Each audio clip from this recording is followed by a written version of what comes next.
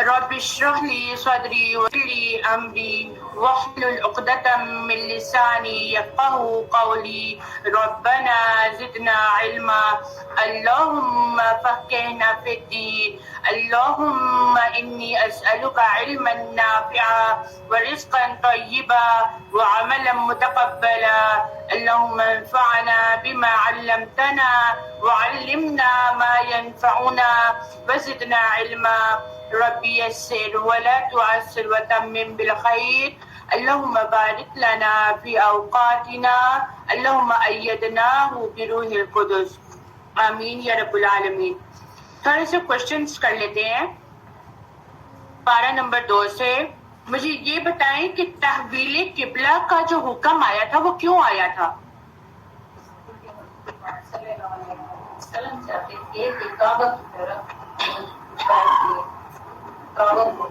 تاکہ اللہ تعالیٰ کو دیکھ سکے کہ کون سے لوگ، مسلمانوں کو بھی پتہ چلے کہ کون سے لوگ اللہ کی بات کو مانتے ہیں کون سے نہیں. یہ ایمان کی مضبوطی دیکھنے کے لیے.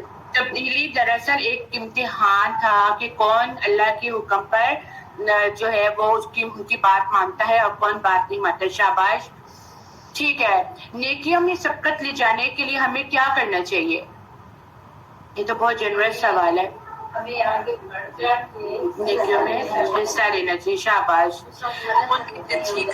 مرکز جو ہے وہ میں آگے بڑھ کے ہونا چاہیے. شاباش. ٹھیک ہو گیا.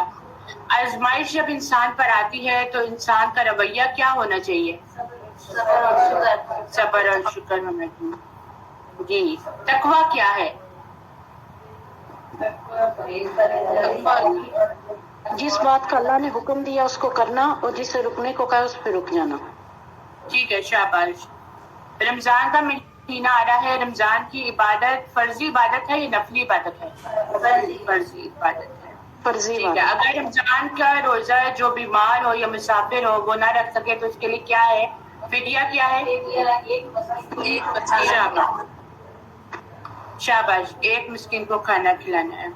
اللہ کا قرب حاصل کرنے کے لیے، اللہ کو پانے کے لیے، اللہ سے دعا کرنے کے لیے کیا ہمیں دوسرے کے در پہ جانا چاہیے یا ڈائریکٹ اللہ سے سوال کرنا چاہیے؟ اور اگر ہم پھر بھی جاتے ہیں کسی کے وسیلے سے تو پھر کیا ہے؟ حرج کیا ہے؟ حرج ہے؟ ہم اس کو اللہ کے ساتھ ٹھہرا رہے ہیں نا، سلطان کو. بالکل. ہم اللہ کے ساتھ اس کو شریک کر رہے ہیں. اللہ تعالیٰ خود ہی کہتا ہے فَإِذَا سَأَلَكَ عِبَادِي فَإِنِّي قَرِيبٌ، کہ میں قریب ہوں بندے کے. وہ مجھ سے دعا کر کے تو دیکھے. اوکے. پھر مجھے یہ بتائیے کہ بیوہ کی عدت کتنی ہے؟ 4 کیا اس کے اس دوران اگر کوئی شادی کا پیغام دینا چاہے خفیہ طریقے سے وہ جائز ہے؟ نہیں. کیوں؟ اس کے اندر کیا حکمت ہے؟ کیونکہ اس طرح اگر کوئی انسان بعد میں اپنا ارادہ بدل دے تو اس کو پھر اس چیز کا افسوس ہوگا. بالکل صحیح بات ہے. شاباش. اللہ سبحانہ و تعالیٰ ہمیں دین کی سمجھ سے اور عمل کرنے کی توفیق عطا فرمائے. چلیں ہم پہلے آج تیسرے پارے کی تلاوت سن لیتے ہیں انشاءاللہ تعالیٰ، پھر اس کے بعد ہم آگے چلتے ہیں. ٹھیک ہے. مجھے ذرا میسج میں بتا دیجیے گا آن لائن کلاس پہ آپ لوگوں کو تلاوت کی آواز آ رہی ہے؟ تھوڑا سا پنکھا ہلکا کر دیں. اگر کسی کو کوئی اعتراض نہ ہو تو پنکھا ہلکا کر لیں تاکہ ٹھیک ہے. ٹھیک ہے. کیونکہ وہ پھر پنکھا تیز ہوتا ہے نا تو وہ پھر ایک تو ہڈیوں پہ بھی لگ رہا ہوتا ہے اور پھر اس کا شور زیادہ ہوتا ہے، ہماری آواز کم ہوتی ہے، پھر ہم زیادہ جب اونچا بولتے ہیں نا تو پھر ہمارے اپنے گلا دکھنے لگ جاتا ہے. چلے. اعوذ باللہ من الشیطان الرجیم. بسم اللہ الرحمن الرحیم.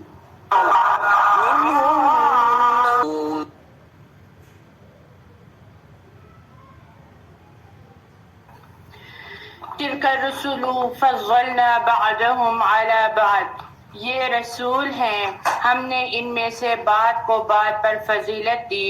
ان میں سے کچھ ایسے ہیں جن سے اللہ نے کلام کیا اور ان میں سے بعض کے درجے بلند کیے. اور ہم نے عیسیٰ ابن مریم کو واضح نشانیاں عطا کی اور روح القدس یعنی جبرائیل علیہ السلام کے ساتھ اس کی مدد کی. اور اگر اللہ چاہتا تو ان رسولوں کے بعد آنے والے لوگ باہم نہ لڑتے، جبکہ ان کے پاس واضح نشانی آ چکی تھی، لیکن انہوں نے باہم اختلاف کیا۔ چنانچہ ان میں سے کچھ وہ ہیں جو ایمان لائے اور کچھ وہ ہیں جنہوں نے کفر کیا، اور اگر اللہ چاہتا تو وہ باہم نہ لڑتے، لیکن اللہ جو چاہتا ہے وہ کرتا ہے۔ اللہ نے لوگوں کی ہدایت کے لیے انبیاء اور رسولوں کو بھیجا ہے۔ 1,00,000 سے زیادہ انبیاء علیہ السلام دنیا میں آئے ہیں، ان میں سے 314 رسول تھے، اور ان رسولوں میں سے 5 اولو العزم رسول تھے جن کو اللہ سبحانہ وتعالیٰ نے باقی رسولوں پہ فضیلت بخشی تھی۔ مختلف چیزوں کو مختلف چیزوں پہ فضیلت والی ہوتی ہیں، اور بندوں کا بھی یہی معاملہ ہوتا ہے۔ اللہ سبحانہ وتعالیٰ نے خود موسیٰ علیہ السلام محمد صلی اللہ علیہ وسلم سے خود کلام کیا تھا، اور عیسیٰ مردوں کو زندہ کیا کرتے تھے، ان کو معجزات دیے تھے نا، ان کو زندہ کیا کرتے تھے، اور کوروں اور برس والوں کو اللہ ہی کے اذن سے تندرست کر دیا کرتے تھے۔ پرندے کی شکل بنا کر اس میں پھونک مارتے تو وہ اڑنے والے ہو جاتے، وہ اڑنے لگ جاتے تھے۔ پھر اللہ سبحانہ تعالیٰ کہتے ہیں یا ایھا الذین آمنو، اے لوگو جو ایمان لائے ہو، ہم نے تمہیں جو کچھ دیا اس میں سے خرچ کرو، اس سے پہلے کہ وہ دن آ جائے جس میں نہ خرید و فروخت ہوگی اور نہ کوئی دوست اور نہ سفارش ہی کام آئے گا، اور کفر کرنے والے ہی ظالم ہیں۔ ایمان والوں سے خطاب کیا جا رہا ہے یہاں پر کہ ہمارے دیے ہوئے میں سے دیا کرو، جو اللہ سبحانہ وتعالیٰ نے دیا ہے اس میں سے ہی دیا کرو، یہاں تک کہ جو قیامت کا دن آ جائے گا تو کوئی کسی کے سفارش کو قبول نہیں کرے گا۔ آج دنیا میں جب ہم لوگ کسی جاب کے لیے جاتے ہیں تو ہم لوگ کیا کرتے ہیں، ہمارا رویہ کیا ہوتا ہے، ہم کسی بڑے سفارشی کو لے کر جاتے ہیں کہ ہمارا کام بن جائے، ہمیں اچھی نوکریاں مل جائے۔ دنیا میں تو یہ کام ہو گیا، آخرت میں کیا کریں گے؟ آخرت میں تو ماں باپ اولاد کے کام نہیں آئے گی اور نہ اولاد ماں باپ کے کام کرے گا، وہاں پہ تو ہر کسی کو اپنی ہی پڑی ہوگی۔ اور پھر اللہ تعالیٰ کہتے ہیں کہ وہی ظالم ہے کہ جو ظلم کرتا ہے اور جو کفر کرتا ہے۔ آگے آیت الکرسی، اللہ لا الہ الا هو الحی القیوم لا تأخذه سنة ولا نوم له ما في السماوات وما في الأرض من ذا الذي يشفع عنده إلا بإذنه يعلم ما بين أيديهم وما خلفهم ولا يحيطون بشيء من علمه إلا بما شاء وسع كرسيه السماوات والأرض ولا يؤوده حفظهما وهو العلي العظيم۔ وہ اللہ ہے، اس کے سوا کوئی معبود نہیں، وہ زندہ ہے، سب کو سنبھالے ہوئے ہے، اسے نہ اونگ آتی ہے اور نہ نیند آتی ہے، جو کچھ آسمانوں میں ہے اور جو کچھ زمین میں ہے سب اسی کا ہے۔ کون ہے جو اس کے سامنے اس کی اجازت کے بغیر سفارش کر سکے؟ وہ جانتا ہے جو کچھ لوگوں کے سامنے ہے اور جو کچھ ان کے پیچھے ہے، اور وہ اس کے علم میں سے کسی چیز کو اپنے احاطے میں نہیں لا سکتا سوائے اس بات کے کہ وہ جو چاہے۔ اس کی کرسی نے آسمانوں اور زمین کو گھیر رکھا ہے اور اسے ان دونوں کی حفاظت تھکاتی نہیں ہے، اور وہ بلند نہایت عظیم والا ہے۔ آیت الکرسی قرآن کریم کی سب سے عظیم آیت ہے، شیطان سے حفاظت کرنے والی آیت ہے، جنت میں لے جانے والی یہ آیت ہے۔ رسول اللہ صلی اللہ علیہ وآلہ وسلم نے فرمایا، جو شخص ہر فرض نماز کے بعد آیت کرسی پڑھے اس کو موت کے علاوہ کوئی چیز جنت میں جانے سے نہیں روک سکتی۔ لکھ لیں، عہد کر لیں کہ ہم ہر فرض نماز کے بعد انشاءاللہ تعالی آیت کرسی پڑھا کریں گے۔ ابھی تک بھی پڑھتے ہیں لیکن کبھی بھول چک ہو ہی جاتی ہے، لیکن اب ہم نے اس کو یاد رکھنا ہے کہ ہر فرض نماز کے بعد آیت کرسی لازمی پڑھنی ہے۔ یہ آیت جو ہے اس میں اللہ سبحانہ و تعالیٰ کی 26 صفات کا ذکر کر دیا گیا ہے، 26 صفات کا ذکر کر دیا گیا ہے، اور 5 نام اللہ کے ہیں اور باقی سب اللہ کے صفاتی نام ہیں۔ اور کیا بتایا جا رہا ہے کہ اللہ ہی حقیقی الہ ہے، اس کے علاوہ کوئی بھی عبادت کے لائق نہیں ہے، وہ زندہ ہے، اسے کبھی موت نہیں آئے گی، وہ کبھی نہیں سوتا، اس کو نہ کبھی اونگ آتی ہے۔ اب آپ اس کے برعکس تھوڑا سا اپنا آپ بھی محاسبہ کریں، ہم لوگ نہ سوئے تو ہماری کیا حالت ہوتی ہے؟ ہمارا ذہن معوف ہو جاتا ہے، ہماری آنکھیں جلنے لگ جاتی ہیں، ہمارا جسم ٹوٹنے لگ جاتا ہے، اور ہم کہتے ہیں ہمیں جگہ مل جائے کہ ہم سو جائیں، کہ ہم کیا کریں گے؟ جس طرح بچے آج کل کہتے ہیں ٹیوشن بھی جانا ہے، اسکول بھی جانا ہے، کالج بھی جانا ہے، ہم کب سوئیں گے؟ ایسا ہی ہے نا؟ تو دیکھیں وہ ذات کہ جس کو اونگ ہی نہیں آتی ہے، جس کو نیند نہیں آتی، اگر اس کو اونگ آ جائے نا، اگر وہ سو جائے نا، دنیا کا نظام اتر بتر ہو کے رہ جائے، دنیا کا نظام خراب ہو کے رہ جائے۔ اور دیکھیں وہ کھاتا بھی نہیں ہے، وہ پیتا بھی نہیں ہے، ہمیں کھانا نہ ملے تو کیا ہوگا؟ ہم مر جائیں گے، کتنے دن تک زندہ رہیں گے؟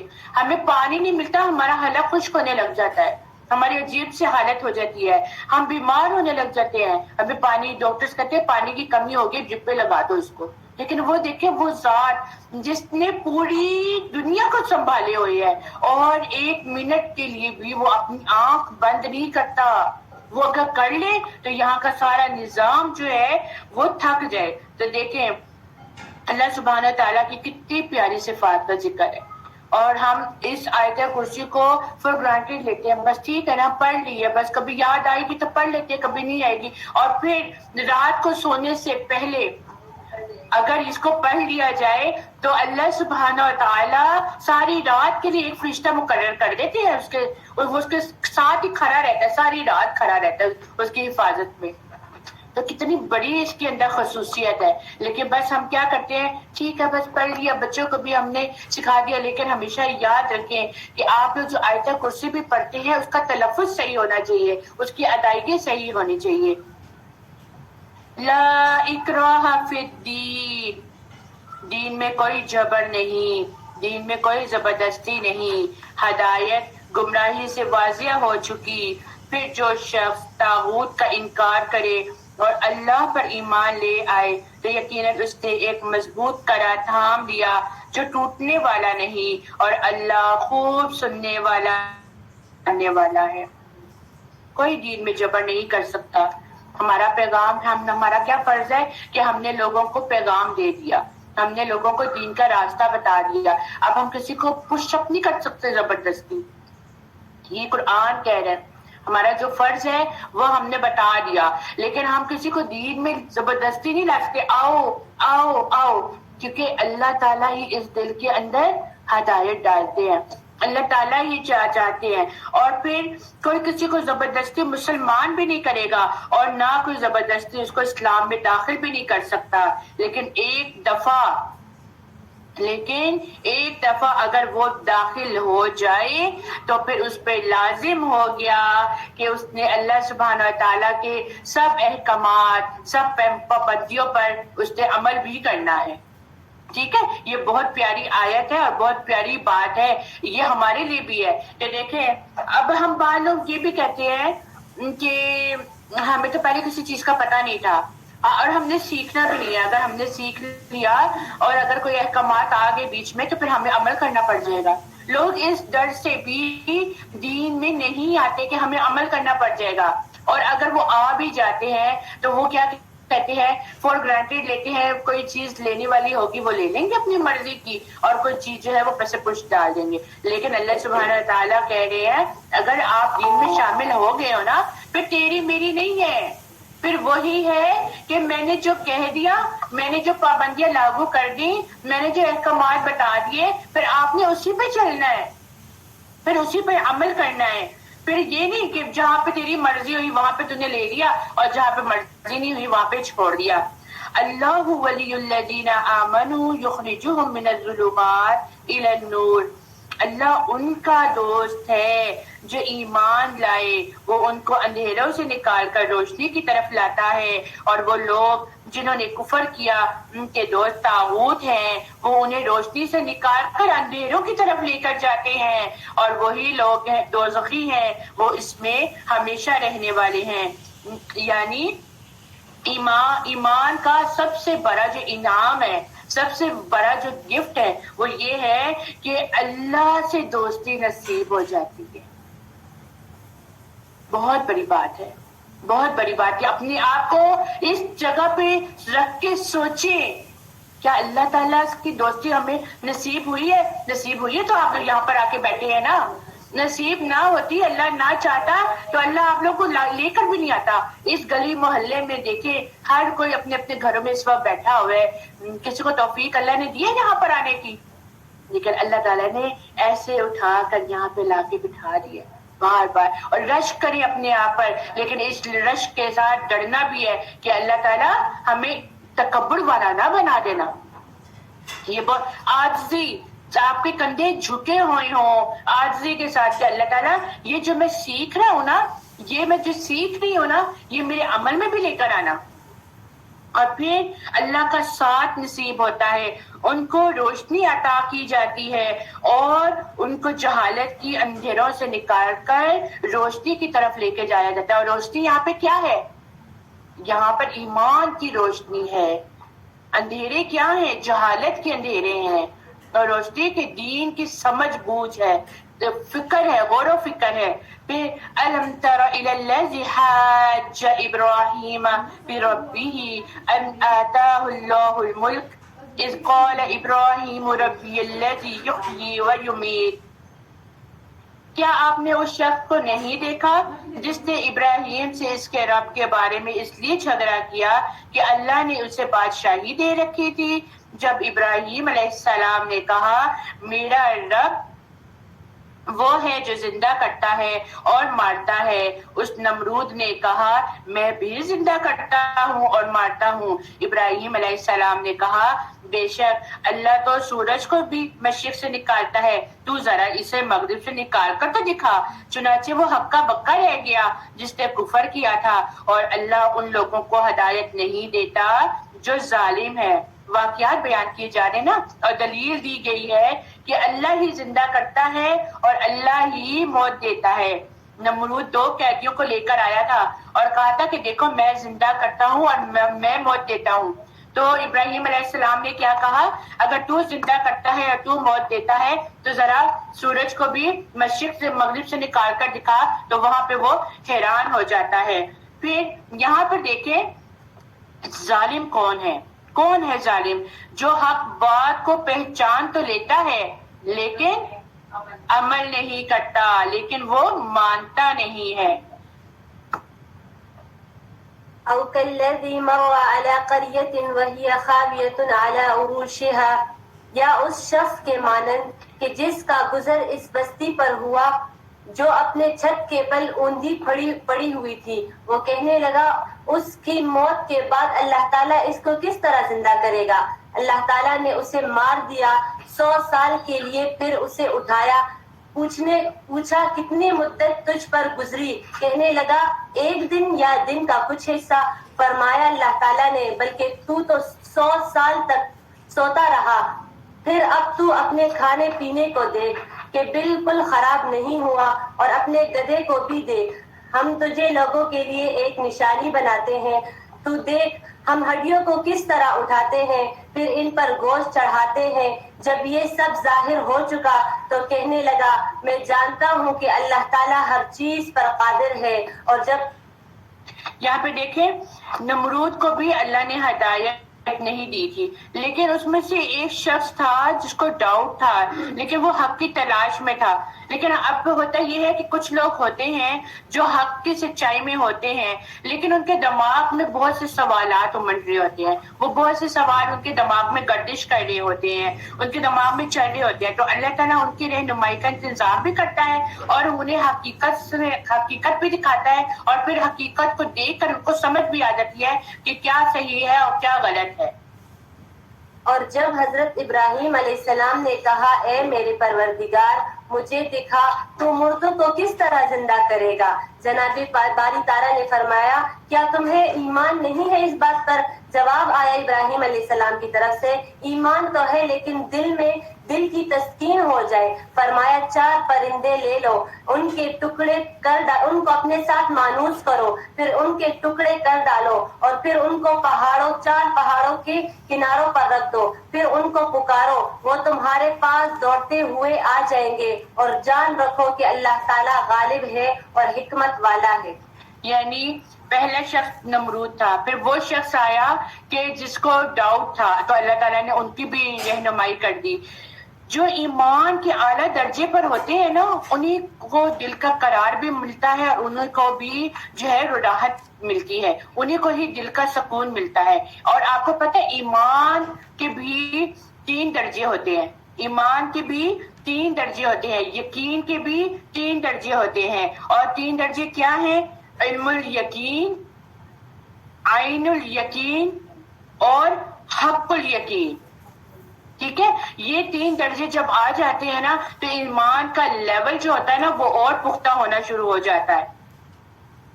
وَمَثَلُ الَّذِينَ يُنْفِقُونَ أَمْوَالَهُمْ فِي سَبِيلِ اللَّهِ كَمَثَلِ حَبَّةٍ أَنبَتَتْ، اور جو لوگ اپنا مال اللہ تعالیٰ کی راہ میں خرچ کرتے ہیں ان کی مثال اس دانے جیسی ہے جس میں سے 7 بالیاں نکلے اور ہر بالی میں 100 دانے ہو، اور اللہ تعالیٰ جسے چاہے بڑھا چڑھا کر دے، اور اللہ تعالیٰ کشادگی والا اور علم والا ہے۔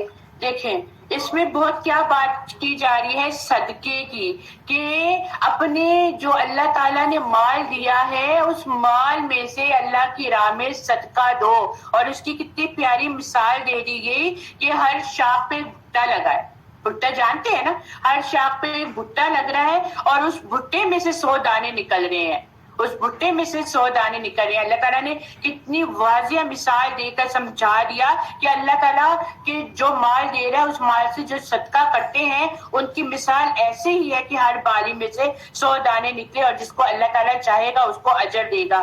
رسول اللہ صلی اللہ علیہ وآلہ وسلم نے فرمایا جس نے اللہ کی راہ میں خرچ کیا اس کے لیے اس کا 700 گنا لکھ دیا جائے گا۔ ایک صدقہ کیا ہے؟ مسکین کو کھلانا، فقیر کو کھلانا، اور اس کا اجر ایک صدقہ دین کے راستے میں خرچ کرنا بھی۔ دیکھیں جب تک آپ دین کے راستے میں خرچ نہیں نہ کریں گے دین کبھی بھی پروموٹ نہیں ہوگا۔ آپ ہر مسکینوں کے کھلا رہے ہیں، فقیروں کو کھلا رہے ہیں، وہ بھی اعلیٰ درجے پر ہے، لیکن دین کو آگے پروموٹ کرنے کے لیے، آگے لگانے کے لیے آپ کو اس میں بھی خرچ کرنا پڑتا ہے، اور یہ دین میں لگایا ہوا جو بھی آپ صدقہ لگاتے ہیں اپنے مالوں میں سے وہ ضائع نہیں جاتا۔ بعض لوگوں کے کنسپٹ میں یہ بات آتی ہے، یہ آپ لوگوں کو میں کلیئر کر دوں، بعض لوگوں کے ذہنوں میں یہ بات آتی ہے یہ مدرسے والی تو خود کھا جاتی ہیں۔ غلط ہے، یہ غلط ہے، یہ مدرسے والیاں آپ لوگوں پر ہی لگاتی ہیں۔ یہ آج آپ لوگ جو اپنے مدرسوں کو دیکھ رہے ہیں نا، یہ مدرسے میں لگا ہوا جو ایک پیسہ یہ سب اللہ سبحانہ تعالیٰ کی ذات کے لیے لگایا گیا ہے، ٹھیک ہے؟ اور اگر اس میں کوئی اپنا حصہ ڈالتا ہے، اگر اس کو اس دنیا میں نہیں ملے گا نا تو آخرت میں ضرور ملے گا۔ تو کبھی بھی دین کے راستے میں خرچ کرنے سے کبھی نہ اترائیں، یہ یاد رکھیں میرا وہاں پہ خزانہ جمع ہو رہا ہے، وہاں پہ اللہ تعالیٰ جمع کرے گا۔ اللہ تعالیٰ کو ہمارے پیسوں کی ضرورت نہیں ہے، وہ بلکہ ہمیں دگنے صورت میں دے گا۔ وہ کس صورت میں دیتا ہے؟ ہو سکتا ہے کہ وہ آپ کا صدقہ جو ہے دنیا میں آپ کی اولادوں کی صورت میں اچھا رزلٹ دے دے، آپ کی پریشانیوں کو دور کر دے، آپ کے لیے کوئی اللہ تعالیٰ بہترین راستہ نکال دے، اور اگر دنیا میں نہیں تو آخرت کا تو وعدہ اللہ تعالیٰ نے کیا ہوا ہے نا، وہ کبھی نہیں اپنے وعدے سے پھرنے والا۔ الذين ينفقون أموالهم في سبيل الله ثم لا يتبعون ما أنفقوا منا ولا أذى، جو لوگ اپنا مال اللہ تعالیٰ کی راہ میں خرچ کرتے ہیں پھر اس کے بعد نہ تو احسان جتلاتے ہیں نہ ایذا دیتے ہیں، ان کا اجر ان کے رب کے پاس ہے، ان پر نہ کچھ خوف ہے اور نہ اداس ہوں گے۔ بڑی پیاری بات، بہت ہی پیاری بات۔ اس میں کیا کہا جا رہا ہے؟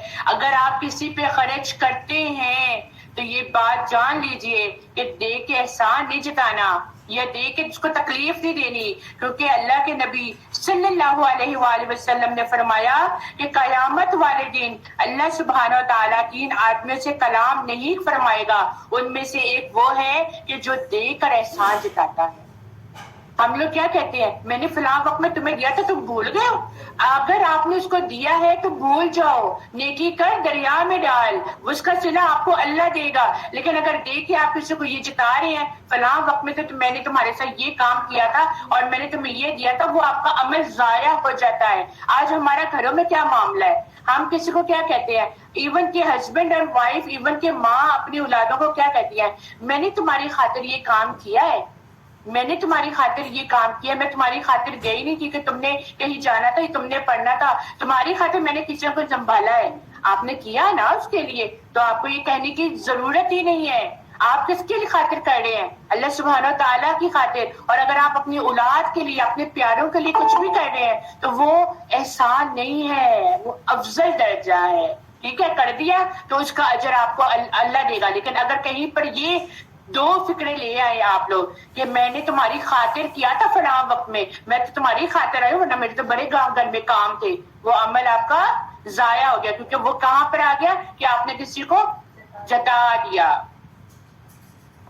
نرم بات کہنا اور معاف کر دینا اس صدقے سے بہتر ہے جس کے بعد ایثار آسانی ہو، اور اللہ تعالیٰ بے نیاز اور بردبار ہے۔ اب کیا کہا گیا، یہ پچھلی بات کہہ کر کہ احسان نہ جتاؤ، اور یہاں پہ یہ بھی بات کہہ دی گئی، نہیں ہے کچھ دینے کے لیے، نہیں ہے کوئی مال، نہیں ہے کچھ دینے کے لیے، کچھ نہیں دینے کے لیے، نہیں دے سکتے ہو تو کسی کو ایسی بات نہ کہو جس سے دل دکھے، کوئی ایسا کام نہ کرو کہ وہ اس کا دل دکھے، وہ تو کچھ نہیں مانگ رہا لیکن آپ اس کو دے رہے ہو، اور اگر کچھ دے نہیں سکتے ہو تو کم از کم ایک مسکراہٹ ہی دے دو، وہ بھی صدقہ ہے۔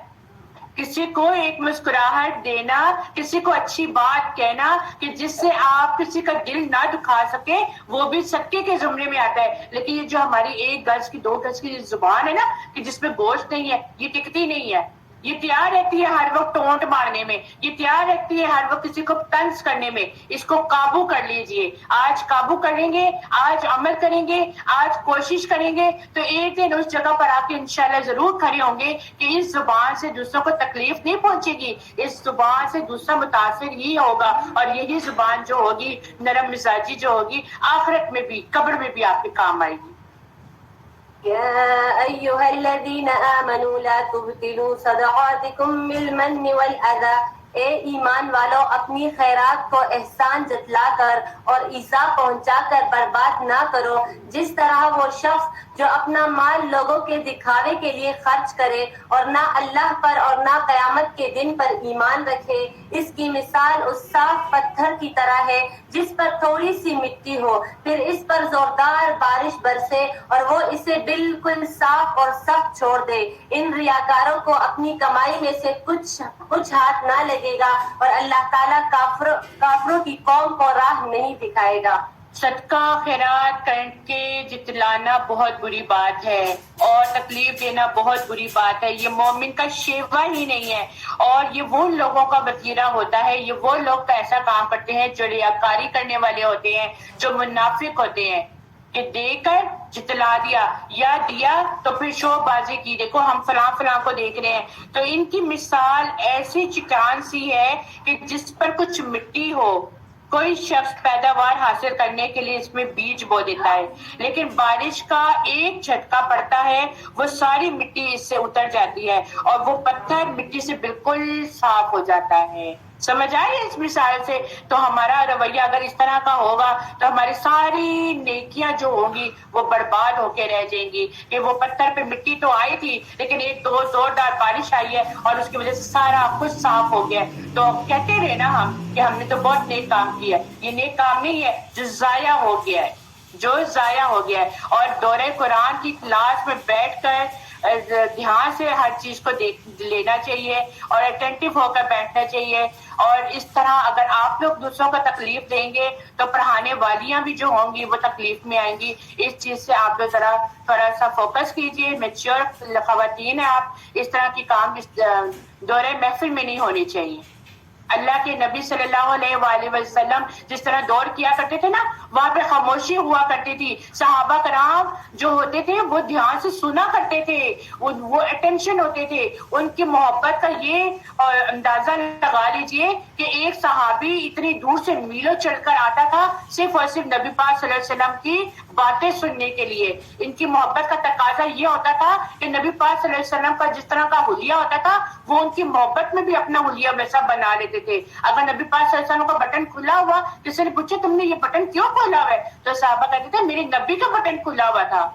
ایمان کا درجہ دیکھیں، محبت کا درجہ دیکھیں. جب اللہ سبحانہ تعالیٰ نے آپ لوگوں کو چن لیا ہے تو خدا را ذرا تھوڑے سے اٹینٹیو ہو کے اپنی کلاسز کو لیں.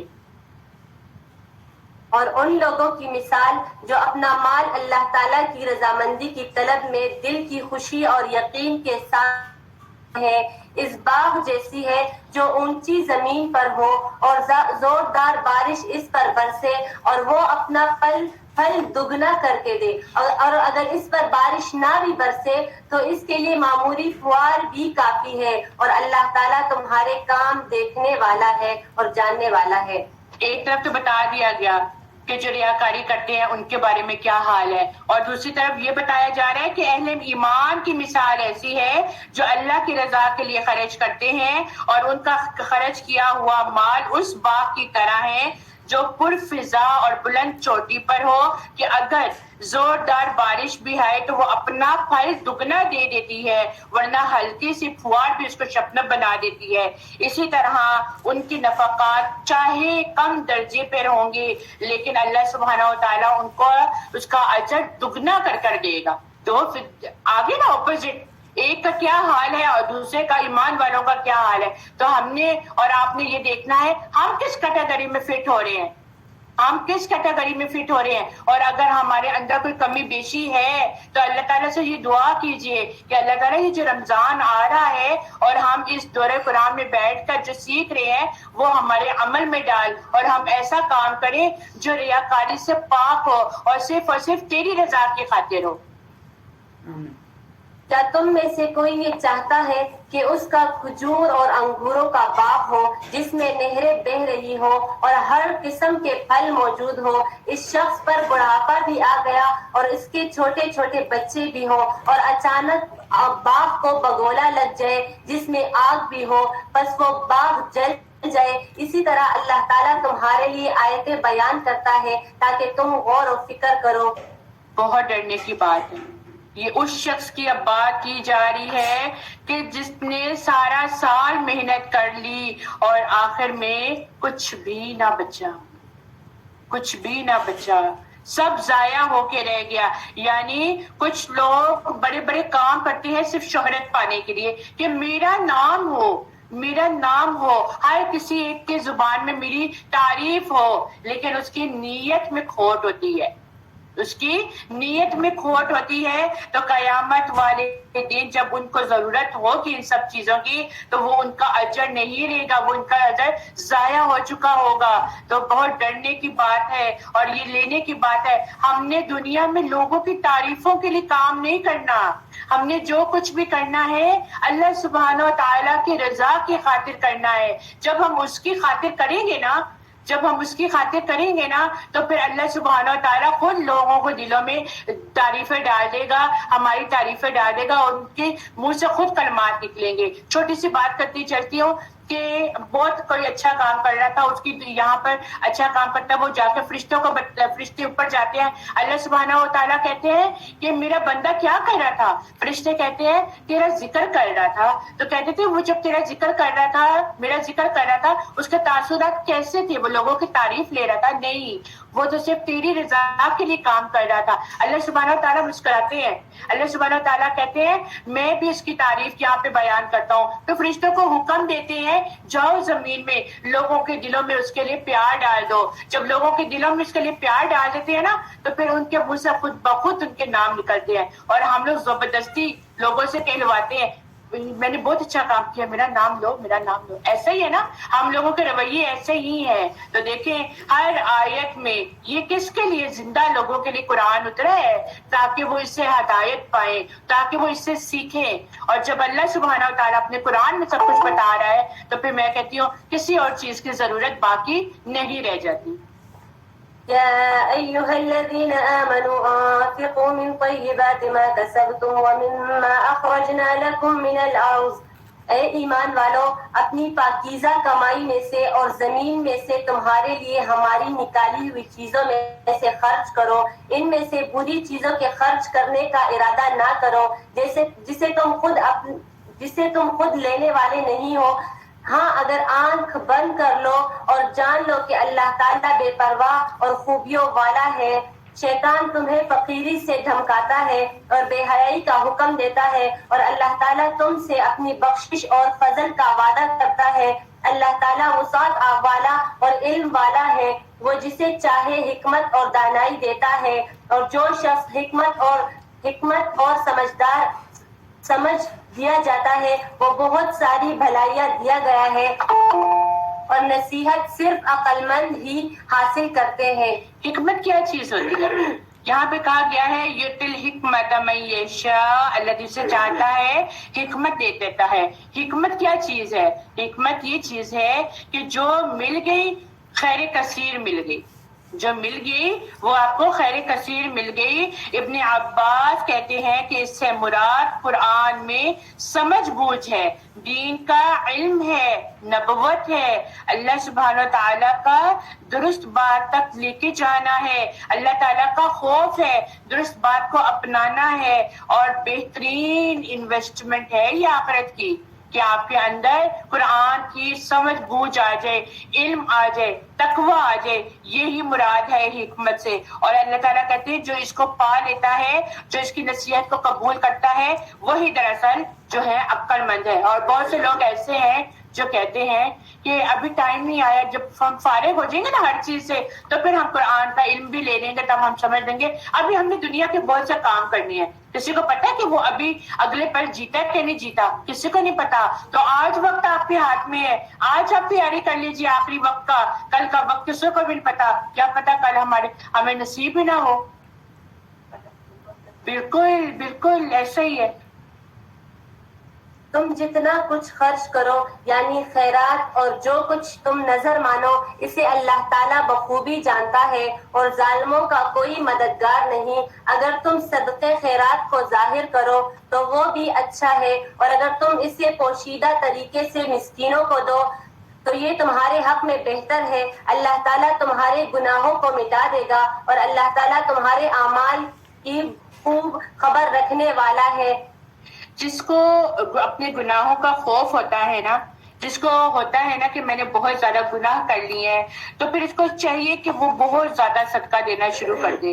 اس کے گناہ بھی مٹنے لگتے ہیں اور حالات بھی بہتر ہونے لگتے ہیں. اب یہاں پر اللہ تعالیٰ نے دو کیٹیگریاں بتا دی کہ صدقات دو، ظاہری بھی اور پوشیدہ بھی. اب ظاہری تو ٹھیک ہے ہم نے دے دیا، ٹھیک ہے، پوشیدہ بہت زیادہ بہترین ہے.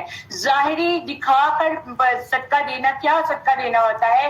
اس سے مراد یہ ہے کہ اگر کوئی آپ کے پاس ایسا کوئی بندہ بیٹھا ہوا ہے جس نے ساری زندگی صدقہ نہیں کیا، لیکن اگر آپ اس کو دے رہے ہیں تو جسٹ فار موٹیویشنل آپ دے رہے ہیں تاکہ اس کو بھی تھوڑا سا خیال آئے کہ اگر ساری دنیا دے سکتے ہیں، اللہ تعالیٰ نے مجھے مال دیا ہے تو میں اپنے مال میں سے کیوں نہیں دے سکتا. لیکن ایسا صدقہ بالکل بھی نہ کرے جو لوگوں کے لیے تعریف کا باعث بنے اور اس میں ریاکاری آئے، وہ صدقہ ضائع ہو جاتا ہے. ٹھیک ہے، یاد رکھیں، یہ تین چیزیں یاد رکھیں. پہلا صدقہ کیا ہے کہ آپ دے رہے ہیں، چھپ کر دے رہے ہیں، یہ سب سے بہترین کیٹیگری میں آتا ہے، افضل کیٹیگری میں آتا ہے. دوسرا صدقہ کیا ہے کہ آپ لوگوں کو دکھا کر دیکھ رہے ہیں لیکن اس کے پیچھے کیا چیز ہے آپ کے ذہن میں کہ وہ اس نے کبھی میں نے نہیں دیکھا اس کو دیتے ہوئے کوئی چیز اللہ کی راہ میں، لیکن اگر آپ اس کے سامنے دیکھ رہے ہیں جسٹ فار موٹیویشنل، تاکہ اس کو اس کے ساتھ اس کو بھی شرم آئے کہ ہاں میں بھی دے سکتا ہوں، اللہ تعالیٰ نے مجھے مال دیا ہے، میں کھا رہا ہوں، پی رہا ہوں، برانڈیڈ پہن رہا ہوں، کیا میں اس میں سے اللہ تعالیٰ کی راہ میں خرچ نہیں کر سکتا؟ اور پھر تیسری چیز کیا ہے کہ آپ کے دل میں گناہ کا زد آ گیا، داغ آ گیا، گناہ ہو گیا، ملامت ہو رہی ہے، تو پھر آپ صدقہ دینا شروع کر دیں. صدقہ دے خالصتاً دل کے ساتھ دے تو اللہ تعالیٰ بھی آپ لوگوں کے حالاتوں کو بدل دے گا. لیس علیک ہداہم ولکن اللہ یہدی من یشاء. انہیں ہدایت پر لا کھڑا کرنا تیری ذمہ داری نہیں ہے بلکہ ہدایت اللہ تعالیٰ دیتا ہے جسے چاہتا ہے. اور تم جو بھلی چیز اللہ کی راہ میں دو گے اس کا فائدہ خود پاؤ گے. تمہیں صرف اللہ تعالیٰ کی رضامندی کی طلب کے لیے ہی خرچ کرنا چاہیے. تم جو کچھ مال خرچ کرو گے اس کا بدلہ پورا پورا پاؤ گے اور اس کا بدلہ پورا پورا دیا جائے گا. اور تمہارا حق نہ مارا جائے گا. صدقات کے مستحق صرف وہ غربا ہے جو اللہ کی راہ میں روک دیے گئے ہیں، جو ملک میں چل پھر نہیں سکتے. نادان لوگ ان کی بے سوالی کی وجہ سے انہیں مالدار خیال کرتے ہیں. آپ ان کے چہرے دیکھ کر انہیں پہچان لیں گے. وہ لوگوں سے چمٹ کر سوال نہیں کرتے. تم جو کچھ مال خرچ کرو تو اللہ تعالیٰ اس کا جاننے والا ہے. جو لوگ اپنے مالوں کو رات دن چھپے کھلے خرچ کرتے ہیں ان کے لیے ان کے رب تعالیٰ کے پاس اجر ہے اور نہ انہیں خوف ہے اور نہ غمگین ہوں گے. آ رہا ہے نا رمضان، بہت پیاری آیت ہے. آ رہا ہے رمضان اور رمضان اس آیت پر عمل کرنے کا ذریعہ ہے. تراویح کے لیے جائیں تب بھی خرچ کر دیں، دن ہے تب بھی اللہ کی راہ میں خرچ کریں، چھپ کر بھی اللہ کے راہ میں خرچ کریں.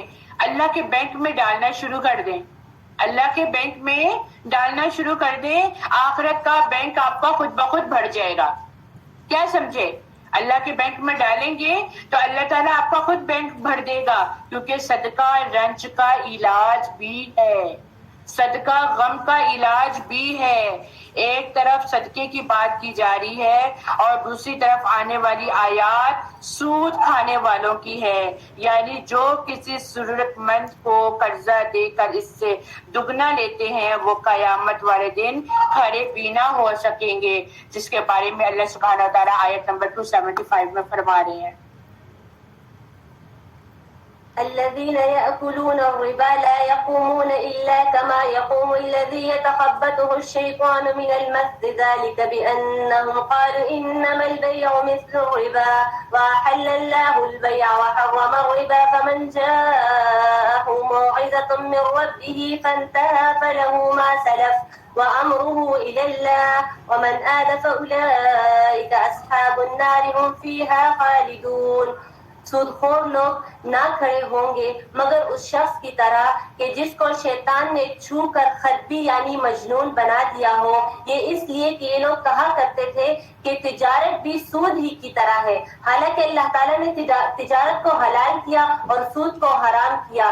جو شخص اپنے پاس آئی ہوئی اللہ تعالیٰ کی نصیحت سن کر رک گیا اس کے لیے وہ ہے جو گزرا اور اس کا معاملہ اللہ تعالیٰ کی طرف ہے، اور جس نے پھر بھی کیا وہ جہنمی ہے. ایسے لوگ ہمیشہ اس جہنم میں رہیں گے. اللہ کے نبی صلی اللہ علیہ وآلہ وسلم فرماتے ہیں، حدیث شریف ہے کہ سود کے 72 دروازے ہیں اور سب سے کم درجے کا گناہ یہ ہے کہ شخص اپنی ماں سے زنا کرتا ہے. اور دیکھیں کہ کتنا بڑا اس کا ہے. اور سود خور کی کیفیت ایسی ہے جیسے قبر سے اٹھتے وقت یا میدان حشر میں ہوگی. بہت سخت آیتیں ہیں کہ سود خور کیسا ہوگا، بدحواس ہوگا. اور بدحواس کا مطلب کیا ہے کہ وہ مردہ جب قبر سے نکلے گا تو اس کی وہ بدحواسی کی حالت میں ہوگا، اس کو خود سمجھ نہیں آئے گی. تو سود خور کی بھی کیفیت یہی بتا دی گئی ہے. اللہ سبحانہ و تعالیٰ سے دعا کریں اللہ تعالیٰ ہمیں اس سود سے بچا کے رکھے. اللہ تعالیٰ سود کو مٹاتا ہے اور صدقے کو بڑھاتا ہے، اور اللہ تعالیٰ کسی ناشکرے اور گناہگار کو دوست نہیں رکھتا. جو لوگ ایمان کے ساتھ سنت کے مطابق کام کرتے ہیں، نمازوں کو قائم کرتے ہیں اور زکوٰۃ ادا کرتے ہیں، ان کا اجر ان کے رب تعالیٰ کے پاس ہے. ان پر نہ تو کوئی خوف ہے اور نہ اداسی اور نہ غم ہے ان پر. اللہ کے نبی صلی اللہ علیہ وآلہ وسلم سے ارشاد ہے کہ ابن عباس کہتے ہیں کہ اللہ سود خور کا نہ تو صدقہ قبول کرتا ہے اور نہ اس کی صلہ رحمی قبول کرتا ہے. بہت گہری باتیں ہیں. یہ سن لیجئے, لکھ لیجئے کہ اللہ سود خار کے نہ تو صدقے کو قبول کرتا ہے اور نہ اس کی صلہ رحمی کو قبول کرتا ہے. اس کے برعکس جو صدقات دیتا ہے اللہ اس کے صدقے کو بھی بڑھاتا ہے اور دنیا اور آخرت میں کئی گنا بڑھا کر اس کو دیتا ہے. اور حرام مال کا صدقہ جو ہے وہ باعث گناہ ہے. آپ تھوڑی سی چیز دے کر اس کی عوض اگر آپ زیادہ لے لیں تو وہ کس میں چلی جاتی ہے؟ ہم بینک میں کیا کرتے ہیں, بہت سے بینک ایسے ہیں نا, ہم مال رکھوا دیتے ہیں, پیسے رکھوا دیتے ہیں تو وہ ہم کہتے ہیں دگنے ہو کر آئیں گے. یہ سود میں شامل ہوتا ہے. سود لینے والا اور سود دینے والے پہ دونوں پہ لعنت فرمائی گئی ہے.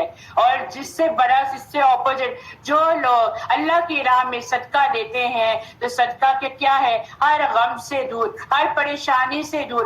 اللہ کے بینک میں ڈالتے جاؤ گے تو اللہ آپ کا بینک بڑھتا جائے گا. خوشحالی, ہر پریشانی ختم ہو جائے گی, دل میں سکینت طاری ہوگی, دل میں سکون آئے گا اور اللہ تعالیٰ دگنا چگنا بڑھا کر دے گا.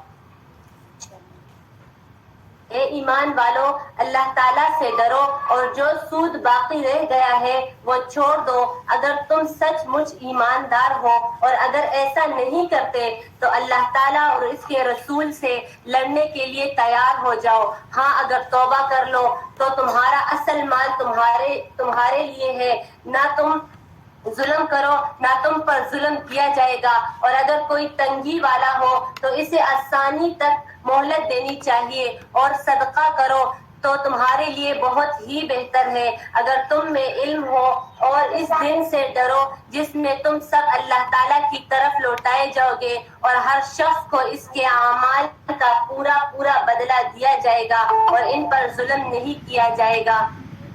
اے ایمان والو, جب تم آپس میں ایک دوسرے سے میعاد مقرر پر قرض کا معاملہ کرو تو اسے لکھ لیا کرو اور لکھنے والے کو چاہیے کہ تمہارا آپس کا معاملہ عدل سے لکھے.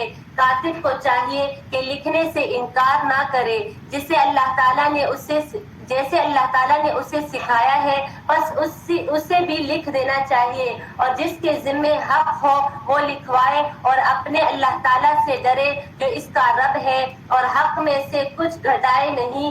ہاں جس شخص کے ذمے حق ہے وہ اگر نادان ہو یا کمزور ہو یا لکھوانے کی طاقت نہ رکھتا ہو تو اس کا ولی عدل کے ساتھ لکھوا دے. اور اپنے میں سے جو مرد گواہ رکھ لو. اگر 2 مرد نہ ہو تو 1 مرد اور 2 عورتیں جنہیں تم گواہوں میں سے پسند کر لو تاکہ بھول چوک کی دوسری یاد دلا دے. اور گواہوں کو چاہیے کہ جو ان کو جب بلایا جائے تو انکار نہ کرے. اور قرض کو جس کی مدت مقرر ہے پر چھوٹا ہو یا بڑا ہو لکھنے میں کاہلی نہ کرے. اللہ تعالیٰ کے نزدیک یہ بات بہت انصاف والی ہے اور گواہی کو بھی درست رکھنے والی اور شک شبہ سے بہت زیادہ بچنے والی ہے. ہاں یہ اور بات ہے کہ وہ معاملہ نقد تجارت کی شکل میں ہو جو آپس میں تم لین دین کر رہے تو تم پر اس کے نہ لکھنے میں کوئی گناہ نہیں ہے. خرید و فروخت کے وقت بھی گواہ مقرر کر لیا کرو اور یاد رکھو نہ تو لکھنے والے کو نقصان پہنچایا جائے اور نہ گواہ کو. اور اگر تم یہ کرو تو یہ تمہاری کھلی نافرمانی ہے. اللہ تعالیٰ سے ڈرو, اللہ تمہیں تعلیم دے رہا ہے اور اللہ تعالیٰ ہر چیز کو خوب جاننے والا ہے. بہت خوبصورت آیت ہے اور بہت خوبصورت یہ اس کا خوبصورت اصول بتا دیا گیا ہے کہ لکھت پڑھت کرو. سورۃ البقرہ میں جہاں پر آیت الکرسی جو ہے بہت عظیم آیت ہے, وہاں پر یہ آیت دین کہلائی جاتی ہے جو کہ ایک طویل آیت ہے.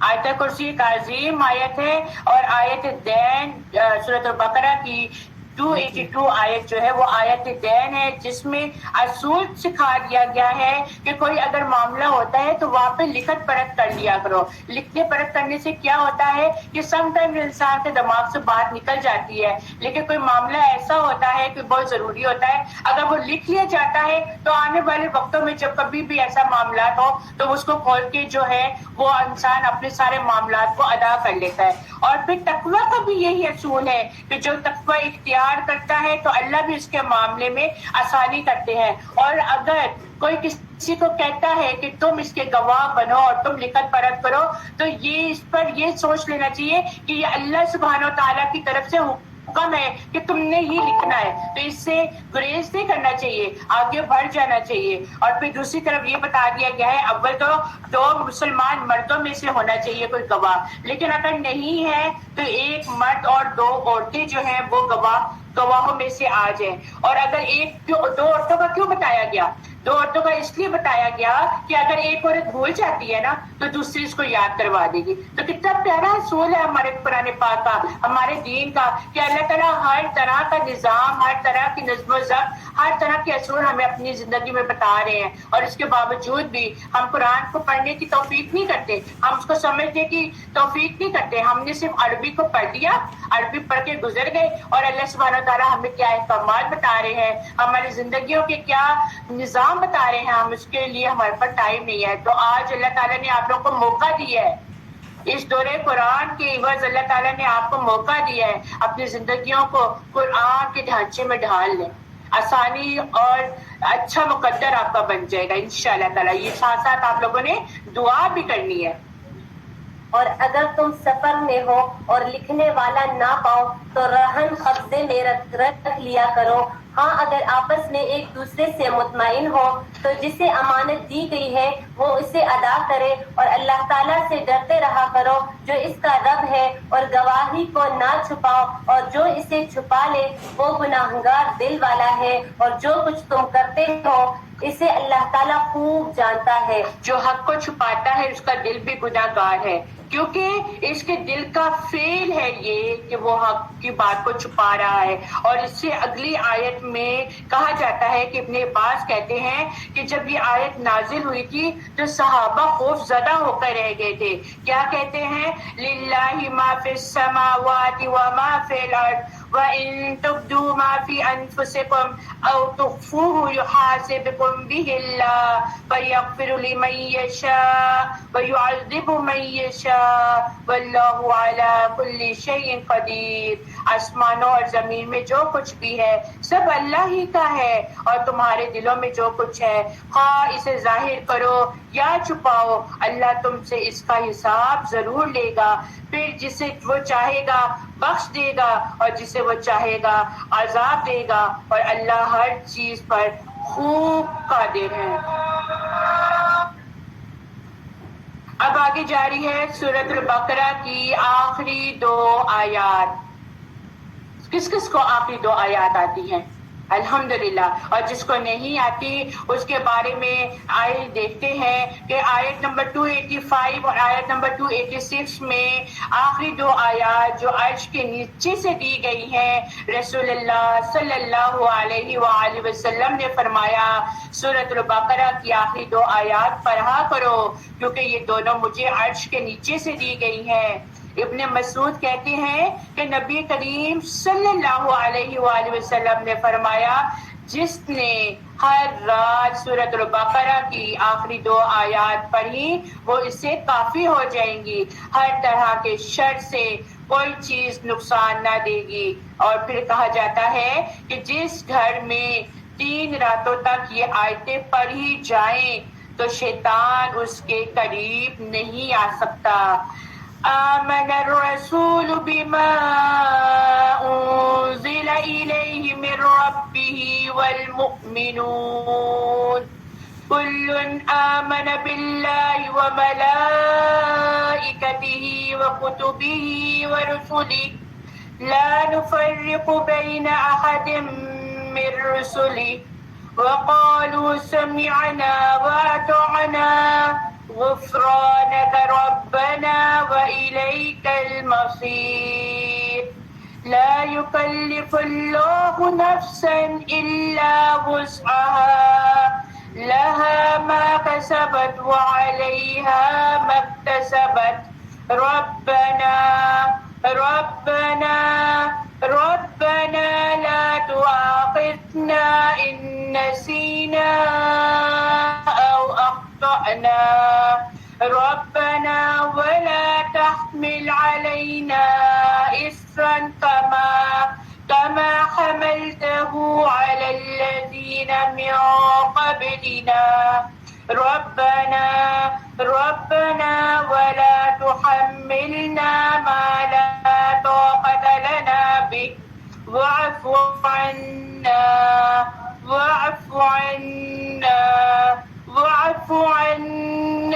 واغفر لنا وارحمنا أنت مولانا فانصرنا على القوم الكافرين.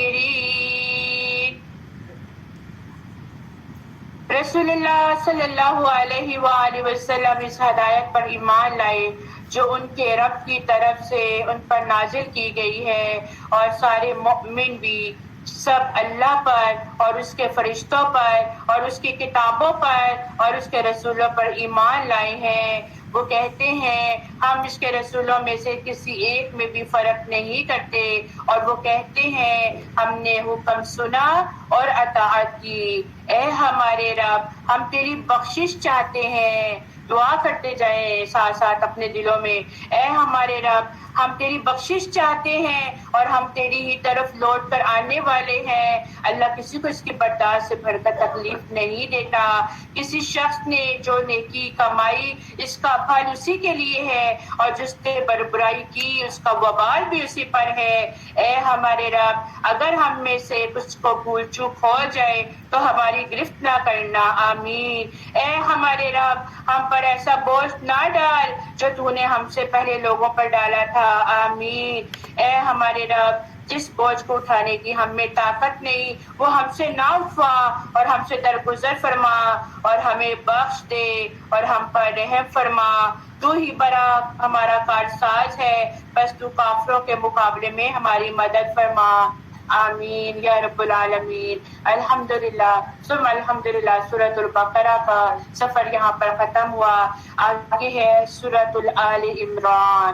نبی کریم صلی اللہ علیہ وآلہ وسلم نے فرمایا قرآن کو سیکھو، کیونکہ قیامت کے دن یہ اپنے پڑھنے والوں کی سفارش کرے گا۔ دو روشن صورتیں سورۃ البقرہ اور سورۃ آل عمران کو سیکھو۔ یہ دونوں صورتیں قیامت کے دن سائبان کی شکل میں یا پرندوں کے جھنڈ کی طرح آئیں گی اور اپنے پڑھنے والوں کا دفاع کریں گی، پروٹیکشن کریں گی۔ آئیے اس کی تلاوت سنتے ہیں۔ أعوذ بالله من الشيطان الرجيم بسم الله الرحمن الرحيم ألف لام ميم الله لا إله إلا هو الحي القيوم نزل عليك الكتاب بالحق مصدقا لما بين يديه وأنزل التوراة والإنجيل من قبل هدى للناس وأنزل الفرقان إن الذين كفروا بآيات الله لهم عذاب شديد والله عزيز ذو انتقام۔ الف لام میم۔ اللہ تعالیٰ وہ ہے جس کے سوا کوئی معبود نہیں، جو زندہ ہے اور سب کا نگہبان ہے، جس نے آپ پر حق کے ساتھ اس کتاب کو نازل فرمایا ہے جو اپنے سے پہلے کی تصدیق کرنے والی ہے۔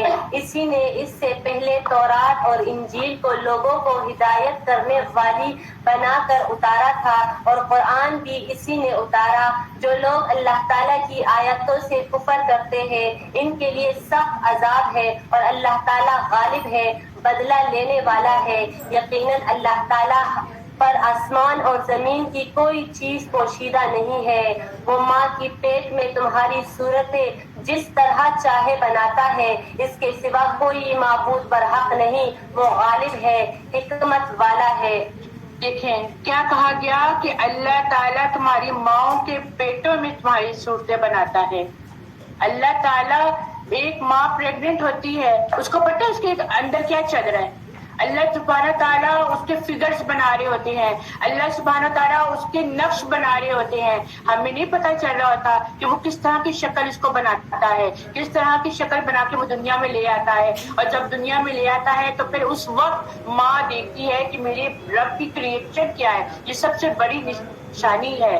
سب سے بڑی نشانیوں میں سے سب سے اہم نشانی یہ ہے کہ اللہ سبحانہ تعالیٰ ایک انسان کے اندر سے دوسرے انسان کو نکالتا ہے اور اس انسان کی شکل اسی انسان کے پیٹ میں سے بنا رہا ہے. اور آج ہم کسی کا مذاق اڑانے میں ذرا سی بھی دیر نہیں کرتے. ہم کیا کرتے ہیں؟ وہ دیکھو اس کی شکل کیسی ہے، وہ دیکھو اس کی ناپ کیسی ہے، وہ دیکھو اس کا رنگ کیسا ہے. آپ اور میں کون ہوتے ہیں؟ کس نے اختیار دیا ہے ہمیں یہ بات کہنے کا؟ یہ سب کچھ اللہ کی کریشن ہے. ہم اللہ کی کریشن میں کوئی بھی مداخلت نہیں کر سکتے اور نہ ہی ہم اللہ کی کریشن کا مذاق اڑا سکتے ہیں. کیا اتنی طاقت ہے آپ لوگوں میں کہ آپ اس طرح کی صورت بنا کے لا سکے؟ کوئی ہے آپ لوگوں کو طاقت؟ نہیں ہے. یہ صرف میرے اللہ کا کام ہے جس نے ہر رنگ کے انسان پیدا کیے. آج ہماری محفل میں طرح طرح کے رنگوں کے انسان بیٹھے ہیں. آپ اور ہماری شکلیں ملتی ہیں. اگر ایک جیسی شکلیں ہونے لگ جاتی ہیں تو دنیا کے نظام میں کبھی بھی آگے پیچھے فرق نہ ہوتا، کوئی فرق نہ ہوتا. تو یہ اللہ تعالیٰ نے فرق رنگ دیا اور یہی اللہ تعالیٰ کی نشانیاں ہیں. یہ دیکھیں ایک بہت خوبصورت ہے، ایک کو اللہ تعالیٰ نے اتنا سفید رنگ دے دیا کہ وہ اپنے سفید رنگ پہ اتراتا رہتا ہے، اور ایک کو اللہ تعالیٰ نے سانولا رنگ دے دیا، وہ ہمیشہ اپنے کمپلیکشن کا شکار رہتا ہے. میرا رنگ دیکھو کیا ہے. وہ لوگوں کی ایسی محفلوں میں جا کے نہیں بیٹھتا. اللہ تعالیٰ نے آج آپ لوگوں کو اتنا خوبصورتی دی ہے تو اس خوبصورتی کا مطلب کیا ہے کہ آپ لوگ اپنے سروں کو ننگا کر کے باہر نکل کے اترانا شروع کر دیں، اللہ کی حدودوں کو پار کر دیں اور پھر دوسروں کی محفلوں میں جا کر ان کا مذاق اڑائیں، دین والوں کا مذاق اڑائیں. اس چیز کا اختیار کسی نے بھی نہیں دیا، کیونکہ یاد رکھیں اللہ تعالیٰ کی کریشن میں جو بھی مداخلت کرے گا یا جو بھی اس میں رد و بدل لے کر آئے گا. آج کا رد و بدل کیا ہو رہا ہے کہ لوگوں اپنے دانتوں کے بیچ میں گیپ لے کر آ رہے ہیں. یہ سب سے بڑا گناہ ہے، یہ بہت بڑا گناہ ہے. آج کل کی سوشل میڈیا میں اگر آپ لوگ دیکھیں تو لڑکیاں جو ہیں وہ اپنے دانتوں کے بیچ میں گیپ لے کر آ رہی ہیں کہ یہ خوبصورتی کی علامت ہے. آپ اور میں کون ہوتے ہیں اللہ کے کریشن میں فرق کرنے والے؟ پھر اس کو تو چھوڑے، وہ جو آج کل اپنے ہونٹوں کو، جن کے ہونٹ باریک ہے تو ان کو موٹے کر رہے ہیں انجیکشن لگا کر. ہم اللہ کی کریشن میں تبدیلی لے کر آ رہے ہیں جس اللہ نے ہمیں مکمل بنا دیا ہے، جس اللہ نے ہمیں اتنا مکمل بنا دیا کہ ہم کسی کے محتاج نہیں ہیں. ہر طرح سے ہم پورے انسان ہیں کہ ہم اپنے ہاتھوں سے پاؤں سے چل رہے ہیں. کس قدر گناہ ہے صرف اور صرف اپنے فیشن کو، اپنے حسن کو برقرار رکھنے کے لیے. کس کام پر یہ حسن ہے؟ کس کام پر یہ حسن ہے کہ جب انسان ایکسیڈنٹ میں مر جاتا ہے تو اس کی شکل بھی ایسی نہیں ہوتی کہ وہ دیکھنے کے بھی قابل ہوں، اور قبر میں جا کر جب کیڑے پڑیں گے اس حسن کو کیا کرنا جو ہم دنیا میں صرف تھوڑی دیر کے لیے اس کا مزہ لے رہے ہیں. آ جائیے، واپس نکل آئیے، اپنے دین کو دیکھیے، اپنے اسلام کو دیکھیے. اللہ تعالیٰ نے ہمیں مکمل، اللہ تعالیٰ نے سب سے پہلے تو ہمیں مسلمان بنا دیا، یہ سب سے بڑا شکر ہے. تو ان چیزوں سے نکل آئے اور اللہ کا شکر ادا کریں کہ اللہ سبحانہ تعالیٰ اس سے عبادت کے لائق ہے اور اس کے ساتھ ہم کسی کو بھی شریک نہیں کر سکتے کیونکہ وہی معبود ہے اور وہی برحق ہے. وہی اللہ تعالیٰ ہے جس نے تجھ پر کتاب اتاری جس میں واضح اور مضبوط آیاتیں ہیں جو اصل کتاب ہے، اور بعض متشابہ آیتیں ہیں جن کے دلوں میں کجی ہے تو وہ اس کی متشابہات آیتوں کے پیچھے لگ جاتے ہیں فتنے کی طلب اور ان کی مراد کی جستجو کے لیے، حالانکہ ان کی حقیقت مراد صرف اللہ تعالیٰ کے سوا اور کوئی نہیں جانتا. اور پختہ اور مضبوط علم والے یہی کہتے ہیں کہ ہم تو ان پر ایمان لا چکے، یہ ہمارے رب کی طرف سے ہے، اور نصیحت تو صرف عقل مند حاصل کرتے ہیں. اے ہمارے رب، ہمیں ہدایت دینے کے بعد ہمارے دل ٹیڑھے نہ کرنا.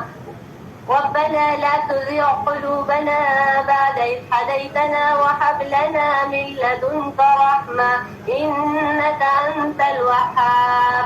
ربنا إنك جامع الناس ليوم لا ريب فيه إن الله لا يخلف الميعاد. اے ہمارے رب، ہمیں ہدایت دینے کے بعد ہمارے دل ٹیڑھے نہ کرے اور ہمیں اپنے پاس سے رحمت عطا فرما. یقیناً تو ہی بہت بڑی عطا دینے والا ہے. اے ہمارے رب، تو یقیناً لوگوں کو ایک دن جمع کرنے والا ہے جس کے آنے میں کوئی شک نہیں ہے. یقیناً اللہ تعالیٰ وعدہ خلافی نہیں کرتا. ہائی لائٹ کر لیجئے اس دعا کو ربنا لا تزغ قلوبنا بعد إذ هديتنا وهب لنا من لدنك رحمة إنك أنت الوهاب۔ اس دعا کو پڑھتے رہا کریں، یاد کر لیں۔ آپ لوگوں کا ٹارگٹ کیا ہونا چاہیے کہ آپ لوگوں نے یہ دعا یاد کرنی ہے، اور رمضان میں آپ لوگوں نے یہ دعا پڑھنی ہے کہ اے اللہ ہمیں ہدایت میں استقامت عطا فرما، کہ اس کو پڑھنے کے بعد ہم بھٹکے نہیں، اس کے ساتھ ہم جڑے رہیں۔ ہمارے دلوں کی حفاظت کی بات کی گئی ہے، کیونکہ دل جسم کا اہم حصہ ہوتا ہے۔ ان کی درستگی دل کی درستگی ہے، اور تقوی کا عالم بھی دل سے ہے، اس لیے دل کی ہدایت کی ہر وقت دعا کرنی چاہیے کہ اللہ تعالیٰ ہمیں ہدایت دے رہے ہو تو ہمارے اس دل کو ٹیڑھا نہ کرنا، کیونکہ ٹیڑھے ہونے کے بعد جب انسان بھٹک جاتا ہے تو اس پر بھی بہت گناہ ہے۔ اللہ سے دعا کرنی چاہیے، اللہم اجعل فی قلبی نورا، کہ اللہ ہمارے دل کو ہمارے سینوں میں نور ڈال دے۔ بہت پیاری یہ دعا ہے، اس دعا کو آپ لوگوں نے یاد کرنا ہے، ٹھیک ہے؟ چلے آگے کہا جا رہا ہے ان الذين كفروا لا تغني عنهم اموالهم ولا اولادهم من الله شيئا، بے شک جن لوگوں نے کفر کیا ان کے مال اور ان کی اولاد اللہ کے عذاب سے بچانے میں ان کے کچھ بھی کام نہیں آئیں گی، اور وہی لوگ آگ کا ایندھن ہے۔ بار بار پچھلی آیتوں میں بھی آپ لوگوں نے پڑھ چکا، مال اور اولاد کی بات کی جا رہی ہے۔ اللہ تعالیٰ مال دے رہے ہیں، اس مال کو اللہ کی راہ میں خرچ کریں۔ اللہ تعالیٰ یہ نہیں کہتا سارے خرچ کر دو، اپنے لیے کچھ نہ رکھو، توازن بیلنس لیول رکھو، اللہ کی مال میں سے نکالو۔ اور پھر اولاد فتنہ ہے، اولاد بہت بڑا فتنہ ہے۔ ہم اولادوں کے پیچھے اپنے آپ کو غرق کر دیتے ہیں، ہم اولادوں کے پیچھے اپنی صحت کو برباد کر دیتے ہیں۔ اللہ سبحانہ و تعالیٰ بار بار قرآن میں فرما رہے ہیں یہ اولاد قیامت کے دن کام نہیں آئے گی۔ ٹھیک ہے، ہمارے جو فرائض ہیں ہم نے وہ انجام دینا ہے، لیکن اس کے بعد ہم نے اپنے لیے کیا تیاری کرنی ہے۔ اگر ہم یہ کہیں کہ ہماری اولاد ہمارے پیچھے ہمارے لیے صدقہ جاریہ بنے گی تو اس کے لیے بھی تو محنت کرنی ہے کہ نہیں کرنی؟ اس کے لیے آپ محنت کریں گے، اس کو ان کو اس قابل بنائیں گے تو پھر آپ لوگوں کو یہ کام آئے گا، وہ آپ کے پیچھے صدقہ جاریہ بنیں گے، ورنہ قیامت کے دن ہر ایک کو اپنی اپنی پڑی ہوگی، کوئی بھی کسی کے کام نہیں آئے گا۔ اور پھر کیا ہے کہ وہی لوگ جو ہوں گے وہ آگ کا ایندھن ہوں گے۔ کدأب آل فرعون، ان کا انجام دیکھو، کن کا بات کی جا رہی ہے؟ آل فرعون، اور ان لوگوں کا ساتھ انجام ہوگا جو ان سے پہلے تھے۔ کیا انہوں نے کیا کیا تھا؟ انہوں نے ہماری آیتوں کو جھٹلایا تھا، تو اللہ نے ان کے گناہوں کے باعث ان کو پکڑ لیا، اور اللہ سخت سزا دینے والا ہے۔ اے نبی صلی اللہ علیہ وآلہ وسلم، جن لوگوں نے کفر کیا ان سے کہہ دیجئے ان قریب تم مغلوب ہو جاؤ گے اور تم جہنم کی طرف اکٹھے کیے جاؤ گے، اور وہ بہت برا ٹھکانہ ہے۔ تحقیق تمہارے لیے ان دو گروہوں میں ایک بہت بڑی نشانی ہے جو بدر میں باہم ٹکرائے۔ ایک گروہ اللہ کی راہ میں لڑ رہا تھا اور دوسرا گروہ کافر تھا۔ وہ کافر مسلمانوں کو اپنے سے دگنا سمجھ رہے تھے ظاہری آنکھوں سے، اور اللہ اپنی مدد سے جس کو چاہتا ہے قوت عطا کر دیتا ہے، قوت عطا کر دیتا ہے۔ بے شک اس میں بصیرت والوں کے لیے عبرت ہے۔ لوگوں کے لیے خواہشات نفس کی محبت مزین کر دی گئی ہے، یعنی عورتوں کی، بیٹوں کی، سونے اور چاندی کے جمع کیے ہوئے ڈھیروں کی، نشان زدہ لگے عمدہ گھوڑوں کی، مویشیوں کی اور کھیتی کی، یہ سب دنیاوی زندگی کا سامان ہے اور اچھا ٹھکانہ ہے اللہ ہی کے پاس ہے۔ اچھا ٹھکانہ اللہ ہی کے پاس ہے۔ دیکھیں اللہ تعالیٰ نے لوگوں کے دلوں میں خواہشات نفس پیدا کر دی ہے۔ ہمیں کس سے محبت ہے؟ ہم اور بھولنے جاتے ہیں، ہم اپنی عورتوں کی بات کرتے ہیں۔ ہم عورتوں کو کس چیز سے محبت ہے؟ سونے چاندی سے۔ ہم کہتے ہیں ہمارے ہاتھوں میں سونے کی چوڑیاں ہو، کانٹے ہو، ہمارا گھر عالی شان ہو، ہم برانڈڈ کپڑے پہننے والے ہوں، اور پھر ہم کیا کہتے ہیں اللہ ہمیں بیٹے ہی بیٹوں سے نوازتا رہے۔ اور آپ لوگوں نے پچھلے دنوں دیکھا کہ اس ظالم شخص نے اپنی بیٹی کو ہی مار ڈالا۔ ہم بیٹوں کے پیچھے اپنی زندگی کو ضائع کر رہے ہیں، ہم ان چیزوں کے پیچھے اپنی زندگی کو ضائع کریں جو تھوڑی دیر کے لیے ہمارے پاس آئی ہیں۔ یہ دنیا کا مفاد دنیا میں رہ جانا ہے، آخرت میں یہ کام نہیں آنے ہیں۔ آخرت میں صرف یہ کام آنے جو آپ لوگ اس وقت کر رہے ہیں۔ جو آپ لوگ لے کر جائیں گے، جو آپ لوگ عمل کریں گے، یہ کام آئے گا. اور پھر اللہ کے پاس تو وہاں پہ بہت عمدہ خزانے ہیں. جب ہم وہاں پر دیکھیں گے اللہ کے عمدہ خزانے، جب ہم وہاں پہ دیکھیں گے عمدہ میوے جات دیکھیں گے تو ہم لوگ کہیں گے، اس کو حسرت کریں گے کاش دنیا میں ہم نے کتنا مانگا ہوتا. اگر اللہم انی اسألک من الجنۃ الفردوس ونعوذ بک من النار. یہ اللہ سے دعا کرتے رہے. اللہ تعالیٰ دنیا میں نہیں دے رہے نا، کوئی بات نہیں، مجھے دنیا کی طلب نہیں ہے. جب آپ کے دل میں یہ چیزیں آ جائیں گے نا، آپ لوگ اپنے آپ کو مطمئن کر لیں گے نا، تو دنیا کی حسرت ختم ہو جائے گی. پھر آپ لوگ کا دل نہیں کرے گا. پہننے کو کپڑا تو چاہیے، ظاہر سی بات ہے، ہم نے اپنے آپ کو ڈھانپنا ہے. تو جس پہ بھی آپ کو جو بھی ملے گا نا، اس پہ کیا ہوگا؟ شکر ادا کریں گے. زیادہ کی چاہ نہیں، اللہ تعالیٰ جو مل رہا ہے الحمدللہ، لیکن اس سے بہترین ہمیں اس جگہ پر دینا، کیونکہ وہ جگہ زیادہ اہم ہے. یہ تو تھوڑی دیر کے لیے روتے ہیں، ہم نے یہ بھی لینا ہے، ہم نے وہ بھی لینا ہے، ہم نے وہ بھی لینا ہے. سارا گھر بھر دیں گے. مرنا تو اکیلا ہے، اکیلے آئے تھے اکیلے ہی چلے جائیں گے. بعد میں ہمارے وارث ہوں گے جو اس پہ لڑ رہے ہوں گے، یہ میرا تو یہ میرا. کس لیے مانگتے ہیں ہم دنیا کی چیزیں؟ ہمیں 2 وقت کی روٹی کافی ہے جس پہ مل جائے، ہمارا پیٹ بھر جائے، اور اس کے بعد ہم غفلت کی نیند نہ جائیں، بلکہ ہمیں یہ فکر ہو کہ ہم نے اللہ کو بھی یاد کرنا ہے. اتنی خوراک ہونی چاہیے ہماری، اس چیز کی طلب ہونی چاہیے ہمارے اندر. آن لائن مائک میوٹ کر لیجئے. آگے کہا جا رہا ہے، اے نبی صلی اللہ علیہ وآلہ وسلم کہہ دیجئے کیا میں تمہیں ان سے بہتر چیز بتاؤں؟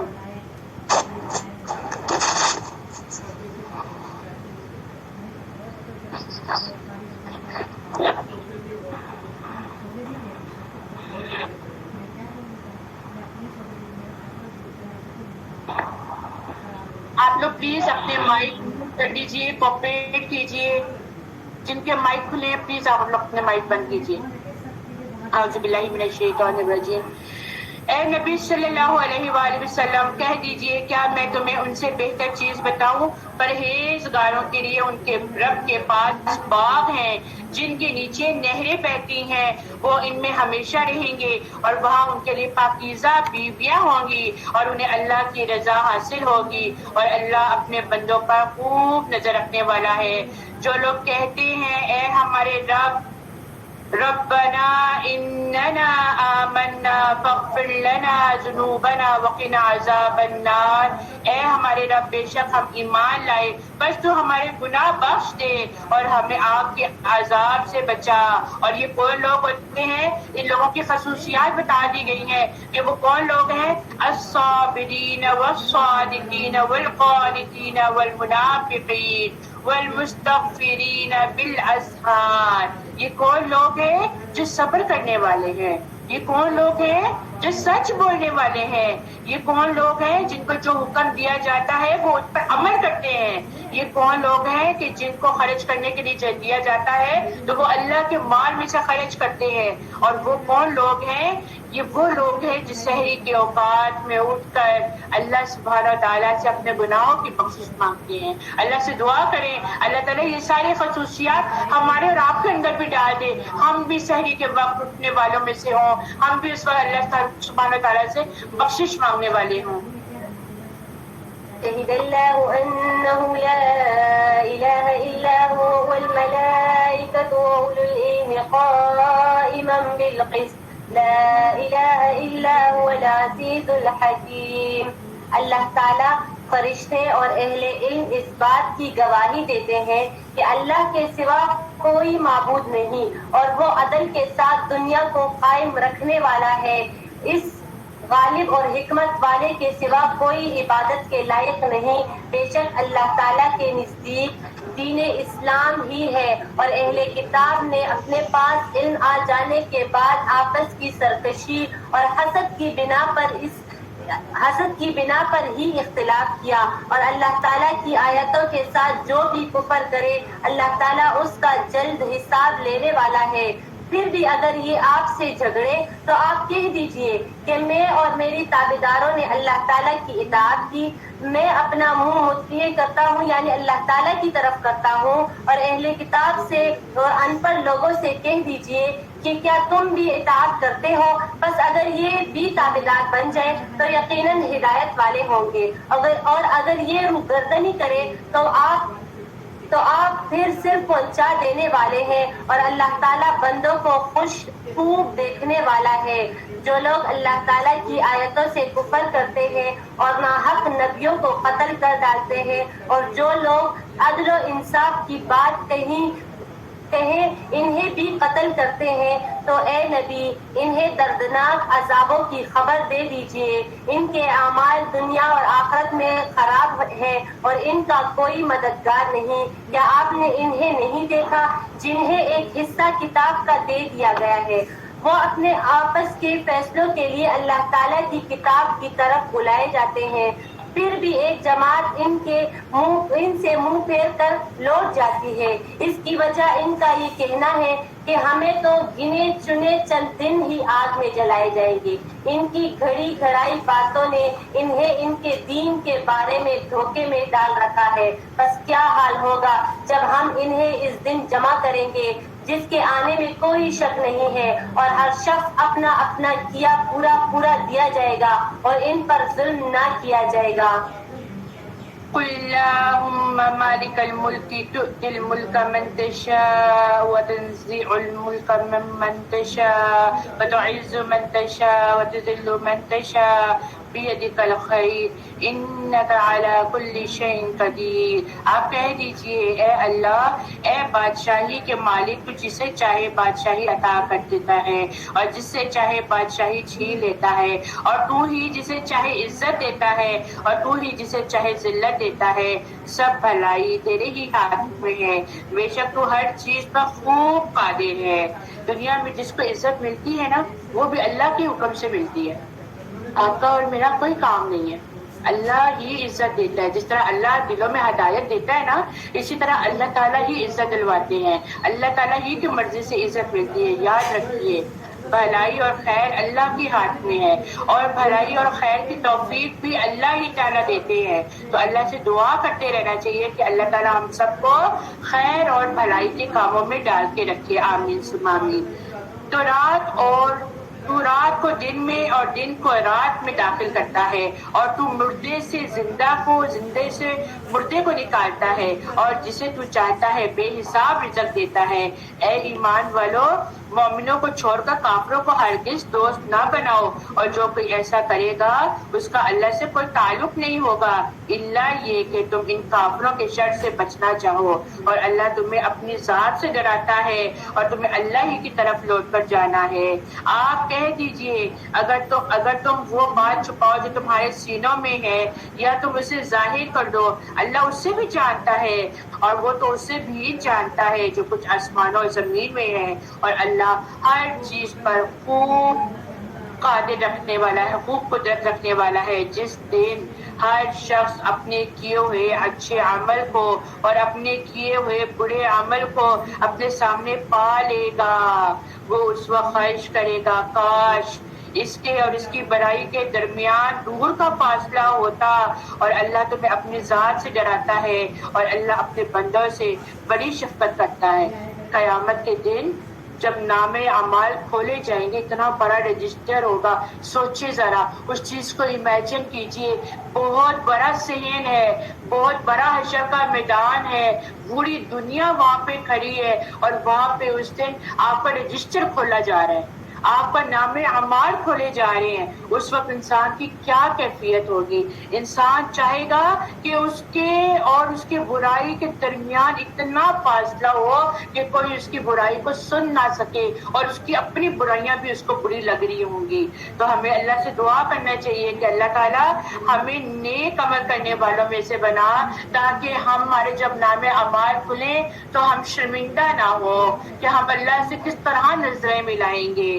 اور آپ کہہ دیجئے اگر تم اللہ سے محبت کرتے ہو تو تم میری پیروی کرو، اطیع اللہ و اطیع الرسول، تم میری پیروی کرو، اللہ تم سے محبت کرے گا، اور اللہ تمہارے گناہوں کو دھو ڈالے گا، اور وہ بہت بخشنے والا، نہایت رحم کرنے والا ہے۔ آپ کہہ دیجئے تم اللہ کی اور اس کے رسول کی اطاعت کرو، پھر اگر وہ منہ موڑیں تو بے شک اللہ کافروں کو پسند نہیں کرتا. بے شک اللہ نے آدم کو، نوح کو، آل عمران اور آل ابراہیم کو تمام جہانوں میں سے نبوت کے لیے چن لیا ہے. یہ ایک دوسرے کی اولاد تھے اور اللہ خوب سننے والا، خوب جاننے والا ہے. جب عمران کی بیوی نے کہا اس قالت امرأۃ عمران رب انی نذرت لک ما فی بطنی محررا تقبل منی انک انت السمیع العلیم، کہ اے میرے رب بے شک میں نے منت مانی ہے کہ جو بچہ میرے پیٹ میں ہے وہ تیرے لیے ہی وقف کروں گی. یعنی کہ تیرے لیے وقف کرنے سے مراد یہ ہے کہ وہ جب دنیا میں آئے گا تو میں اس کو دین اسلام کے لیے وقف کر دوں گی. تو چنانچہ تو اسے مجھ سے قبول فرما لے، بے شک تو یہ خوب سننے والا اور خوب جاننے والا ہے. آپ دیکھیں اس وقت کی ماں کا کردار کیا تھا اور آج ہمارا کردار کیا ہے. آج ہم کیا پریورٹی دیتے ہیں؟ بچہ پہلے دنیاوی تعلیم تو حاصل کر لے، دین کی تو بعد میں دیکھی جائے گی. یہی حال ہے نا ہمارا. اور اس وقت کے صحابیات کا حال دیکھیں کہ ان کے پیٹ میں ہے اور انہوں نے نظر مانی ہے کہ اللہ تعالیٰ یہ دنیا میں آئے گا نا. ان کے دل میں تھا بیٹا، انہوں نے کہا تھا یہ جب دنیا میں آئے گا نا تو میں اس کو دین کے حوالے کر دوں گی، تیرے حوالے کر دوں گی کہ وہ دین کا کام کرے، اس کو دین کے لیے وقف کر دوں گی. یہ ہوتی ہے اصل ماؤں کے کردار، جن کو اپنے بچوں کے دین کی فکر ہو، دنیاوی چیزوں کی فکر نہ ہو. ہائے میرے بچے نے یہ نہیں پڑھا، ہائے میرے بچے کو PhD کی ڈگری نہیں ملی، بلکہ یہ فکر کرے میں نے اپنے بچے کو قرآن کی کوئی تعلیم دی ہے، اس کو کوئی عقل سمجھ دی ہے، اس کو کوئی دین کے بارے میں بتایا ہے؟ نہیں. اس کے لیے ہم کہتے ہیں ابھی تو بہت ٹائم ہے. اور پھر یہ اصل تربیت نہیں ہے. تربیت تو وہ ہے جو قرآن پڑھ کر آتی ہے، تربیت تو وہ ہے جو قرآن کے ساتھ عمل کرنے میں آتی ہے. دنیا کی تربیت لینے کے بعد بھی انسان جب بولے تو بدتمیزی کی اور بدلحاظی کے ساتھ بولے تو یہ وہ دین کی تربیت ہے جس میں انسان کو اللہ سبحانہ و تعالیٰ سکھائے ہیں کہ کیسے بولنا، کیسے کھانا، کیسے پینا، کیسے تبلیغ کرنی ہے. پھر کہا جاتا ہے پھر جب اس نے بچی کو جنم دیا تو کہنے لگی میرے رب بے شک میں نے تو لڑکی کو جنم دیا ہے اور تو ہی خوب جانتا ہے، تو نے اس سے جنا تھا اور لڑکا اس لڑکی کی مثل نہیں. اب دیکھیں انہوں نے لڑکا مانگا تھا، اللہ تعالیٰ نے لڑکی دے دی. اب اللہ تعالیٰ نے لڑکی دے دی، اس پر انہوں نے ناشکری نہیں کی. ہم لوگوں کا کیا کردار ہے کہ لڑکی پیدا ہو جاتی ہے ہم ان کو دیکھتے ہی نہیں ہے. ہمارا یہی کردار ہے نا، ہم ان کو دیکھتے ہی نہیں ہے کہ لڑکی کیوں پیدا، یہ تو بدبخت ہے، دوسری شادی کرو، اس میں سے بھی بیٹیاں ہو جائے گی، پھر کیا کریں گے؟ یہ ہمارا عمل ہے نا. تو اللہ نے جب اس کو لڑکی دی تو وہ کہتے ہیں لڑکا ہو گیا، لڑکی میں نے تو ایک ارادہ کر لیا تھا کہ میں نے اس کو دین اسلام کی طرف بھیجنا ہے، بس اللہ تو ہی بیٹا جانا، یہ تو جائے گی. پھر کیا ہوتا ہے؟ پھر اللہ تعالیٰ کیا کہتے ہیں اور بے شک میں نے اس کا نام مریم رکھا اور بے شک میں اسے اور اس کی اولاد کو شیطان مردود سے تیری پناہ میں دیتی ہوں. چنانچہ اس کے رب نے اس لڑکی کو اچھے طریقے سے قبول کر لیا اور اس کی بہت اچھی پرورش کی اور اس زکریا کو اس کا سرپرست بنا دیا. زکریا علیہ السلام جب بھی محراب میں داخل ہوتے تو ان کے پاس کچھ نہ کچھ کھانے پینے کی چیزیں ہوتی تھی. وہ کہتے تھے اے مریم تیرے پاس یہ کہاں سے آئی ہے؟ صرف ایک اسٹوری بک ہوتی ہے نا، اسٹوری بک سمجھ کے اس کہانی کو سنے اور سمجھے مریم علیہ السلام کا کردار، اور اللہ تعالیٰ ہمارا بھی کردار ایسا بنائے. صرف اسٹوری کو سمجھتے ہوئے پڑھے انجوائے کریں گے انشاءاللہ تعالیٰ. کہتے ہیں مریم علیہ السلام کہتی ہیں کہ یہ تو اللہ کی طرف سے آئی ہیں، بے شک اللہ جسے چاہتا ہے بے حساب رزق دیتا ہے. وہی زکریا علیہ السلام نے اپنے رب سے دعا کی، کہا میرے رب مجھے اپنے پاس سے پاکیزہ اولاد عطا کر دے، بے شک تو ہی اولاد دعا سننے والا ہے. پھر جب وہ حجرے میں کھڑا نماز پڑھ رہا تھا تو فرشتوں نے آواز دی بے شک اللہ تجھے یحییٰ علیہ السلام کی خوشخبری دیتا ہے اور وہ اللہ کے ایک کلمے عیسیٰ کی تصدیق کرے گا اور سردار اور پارسا اور نیکوکاروں میں سے نبی ہوگا. زکریا علیہ السلام نے کہا اے میرے رب میرے ہاں لڑکا کیسے ہوگا جبکہ میں بوڑھا ہو چکا ہوں اور میری بیوی بانجھ ہے؟ فرشتے نے کہا اللہ اسی طرح جو چاہے کرتا ہے. زکریا علیہ السلام نے کہا میرے رب اب مجھے کوئی نشانی ہی بتا دے. اللہ تعالیٰ نے کہا تیری نشانی تو یہ ہے کہ تو 3 دن تک لوگوں سے اشارے کے ساتھ بات چیت نہ کرے گا. یعنی کہ اللہ تعالیٰ نے کہا تیری نشانی یہ 3 دن تو نے بولنا نہیں ہے. تو نے منہ سے زبان سے نہیں بولنا، اشاروں سے بات کرنی ہے. اور اپنے رب کو کثرت سے یاد کر اور صبح اور شام اس کی تسبیح بیان کر. ہمارا کردار کیا ہوتا ہے؟ ہمارا کیا حال ہے؟ ہمیں خوشخبری ملتی ہے ہم اللہ کو بھول جاتے ہیں. ہم اللہ کو بھول جاتے ہیں. مصیبت آتی ہے تب ہم اللہ کو یاد کرتے ہیں. خوشیاں مل جاتی ہے تو ہم اللہ کو بھول جاتے ہیں. حالانکہ اللہ تعالیٰ یہاں پہ کہہ رہے ہیں تجھے تو میں نے اولاد کی خوشخبری دے دی ہے کہ ہوگا تیرے ہاں یحییٰ پیدا ہوگا. اور پھر کیا ہے وہ اپنے دل کی تسلی چاہ رہے تھے نا کہ مجھے نشانی دے دے. تو اللہ تعالیٰ نے کہا بس تو میرا ذکر کر اور مجھے یاد کر اور کسی کے ساتھ بات نہ کر. تو ہمیں بھی تو ہر حال میں اللہ کا ذکر کرنا چاہیے نا. اور جو لوگ یہ کہتے ہیں مصیبت آ جاتی ہے ہمیں کیا ضرورت ہے تو قرآن پڑھنے کی؟ نہیں، قرآن پڑھنے کی تب بھی ضرورت ہے. یہ ہمارے لوگوں کو یہ بہت بڑا سبق ہے اور یہ ہم نے اپنے گھر والوں کو بھی سکھانا ہے. پھر آگے کیا ہوتا ہے؟ وَإِذْ قَالَتِ الْمَلَائِكَةُ يَا مَرْيَمُ إِنَّ اللَّهَ اصْطَفَاكِ وَطَّهَّرَكِ وَاصْطَفَاكِ عَلَى نِسَاءِ الْعَالَمِينَ. اور یاد کرو جب فرشتوں نے کہا اے مریم بے شک اللہ تعالیٰ نے تجھے چن لیا ہے اور تجھے پاکیزگی عطا کر دی ہے اور دنیا بھر کی عورتوں میں سے تجھے منتخب کر لیا ہے. اے مریم اپنے رب کی فرما برداری کر، سجدہ کر، رکوع کرنے والوں کے ساتھ رکوع کر.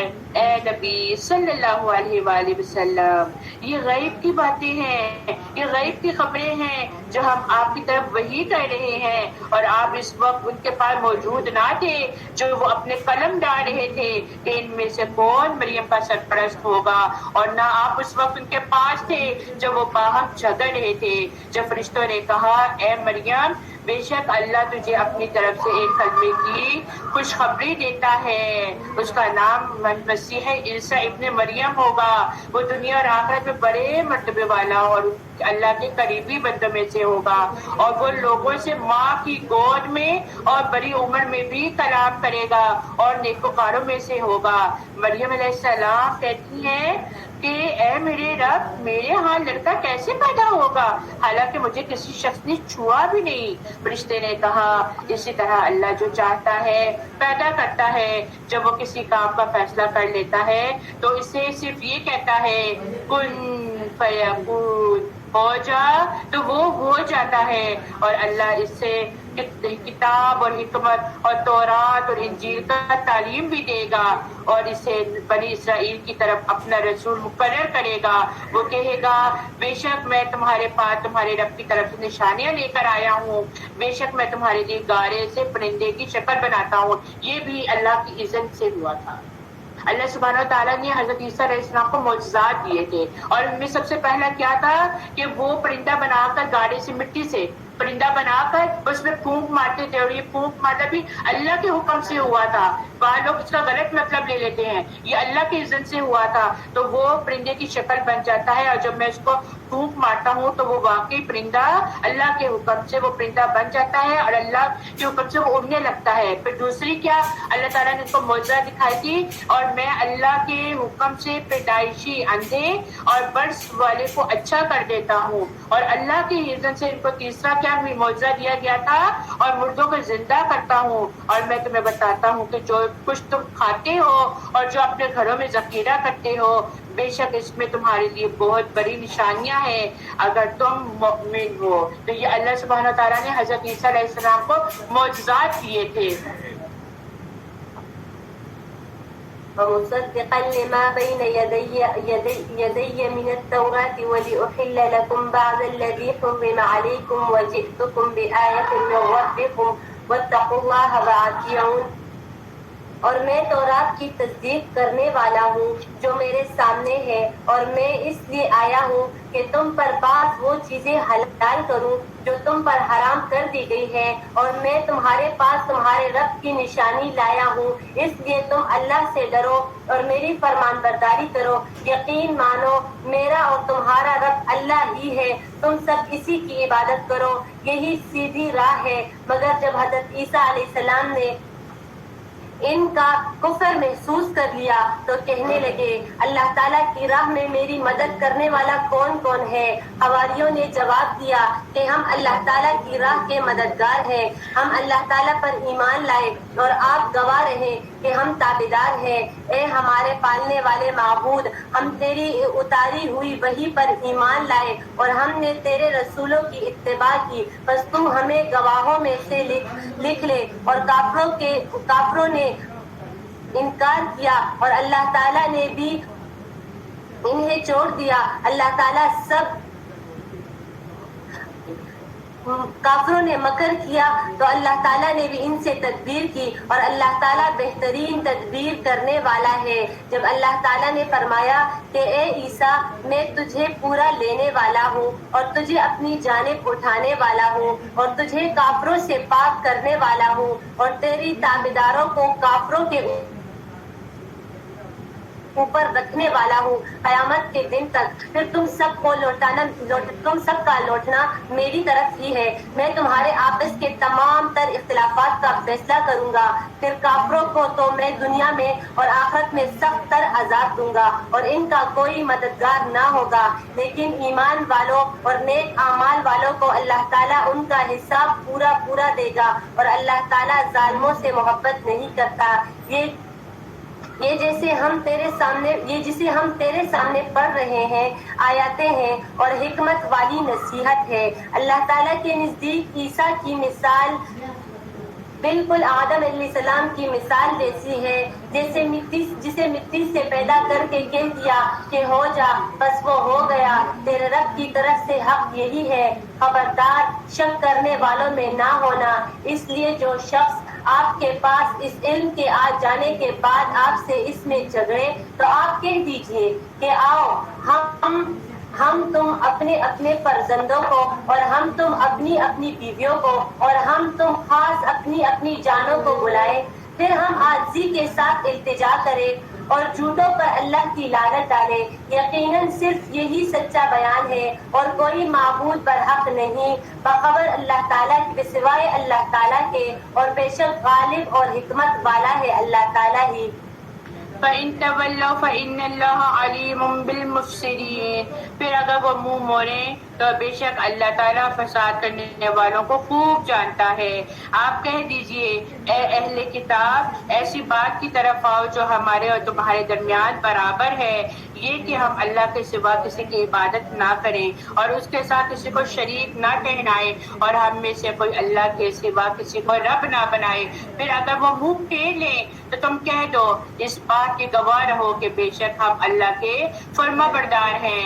اے اہل کتاب، تم ابراہیم کے بارے میں کیوں جھگڑتے ہو، حالانکہ تورات اور انجیل تو اس کے بعد ہی نازل کی گئی ہے؟ کیا تم عقل نہیں رکھتے؟ آگاہ رہو، تم وہ لوگ ہو کہ تم نے اس بات میں جھگڑا کیا جس کا تمہیں کچھ علم تھا، تو اب تم اس بات کی بابت کیوں جھگڑتے ہو جس کا تمہیں کوئی علم نہیں، اور اللہ ہی جانتا ہے تم نہیں جانتے۔ ابراہیم نہ تو یہودی تھے اور نہ نصرانی، بلکہ وہ صرف حق پرست فرما بردار تھے اور وہ مشرکوں میں سے نہ تھے۔ ان اول الناس بابراہیم للذین اتبعوه وهذا النبی والذین آمنوا، بے شک ابراہیم سے قریب تر وہی لوگ ہیں جنہوں نے ان کی پیروی کی، اور یہ نبی اور مؤمن لوگ ہیں، اور اللہ مؤمنوں کا دوست ہے۔ اے اہل کتاب میں سے ایک گروہ تمہیں گمراہ کرنا چاہتا ہے جبکہ وہ اپنے آپ کو گمراہ کر رہے ہیں اور وہ شعور نہیں رکھتے۔ اے اہل کتاب، تم اللہ کی آیتوں کا انکار کیوں کرتے ہو حالانکہ تم خود ان کی سچائی کے بارے میں گواہ ہو؟ اے اہل کتاب، تم حق کو باطل کے ساتھ کیوں غلط کرتے ہو؟ تو تم جانتے بوجھتے حق کو کیوں چھپاتے ہو؟ اور اے اہل کتاب میں سے ایک گروہ نے اپنے لوگوں سے کہا، مسلمانوں پر جو چیز نازل کی گئی ہے اس پر تم صبح ایمان لے آؤ اور شام کو ان کا انکار کر دو تاکہ وہ ایمان سے پھر جائے، یعنی دھوکہ دے دو اور اوروں کو بھی دین سے ہٹا دو۔ صبح کچھ کو، شام کو کچھ کو، سامنے کچھ کو، پیٹھ پیچھے کچھ کو، یہ دھوکہ نہیں ہوتا ہے نا؟ تو یہاں پہ دھوکہ سے کام لینا چاہیے یا نہیں لینا چاہیے؟ بالکل بھی نہیں لینا چاہیے، دھوکہ دہی سے بچنا چاہیے، جو دل میں ہے وہ زبان پر بھی ہونا چاہیے۔ پھر آگے کیا کہا جا رہا ہے؟ اور تم اسی کا یقین کرو جو تمہارے دین کا پیروکار ہے۔ آپ کہہ دیجئے حقیقی ہدایت تو صرف اللہ ہی کی ہدایت ہے، اور کہتے ہیں مت مانو۔ کہ کسی کو ویسی چیز مل سکتی ہے جو تمہیں ملی ہے یا جس سے وہ تمہارے رب کے ہاں تم پر حجت قائم کر سکے؟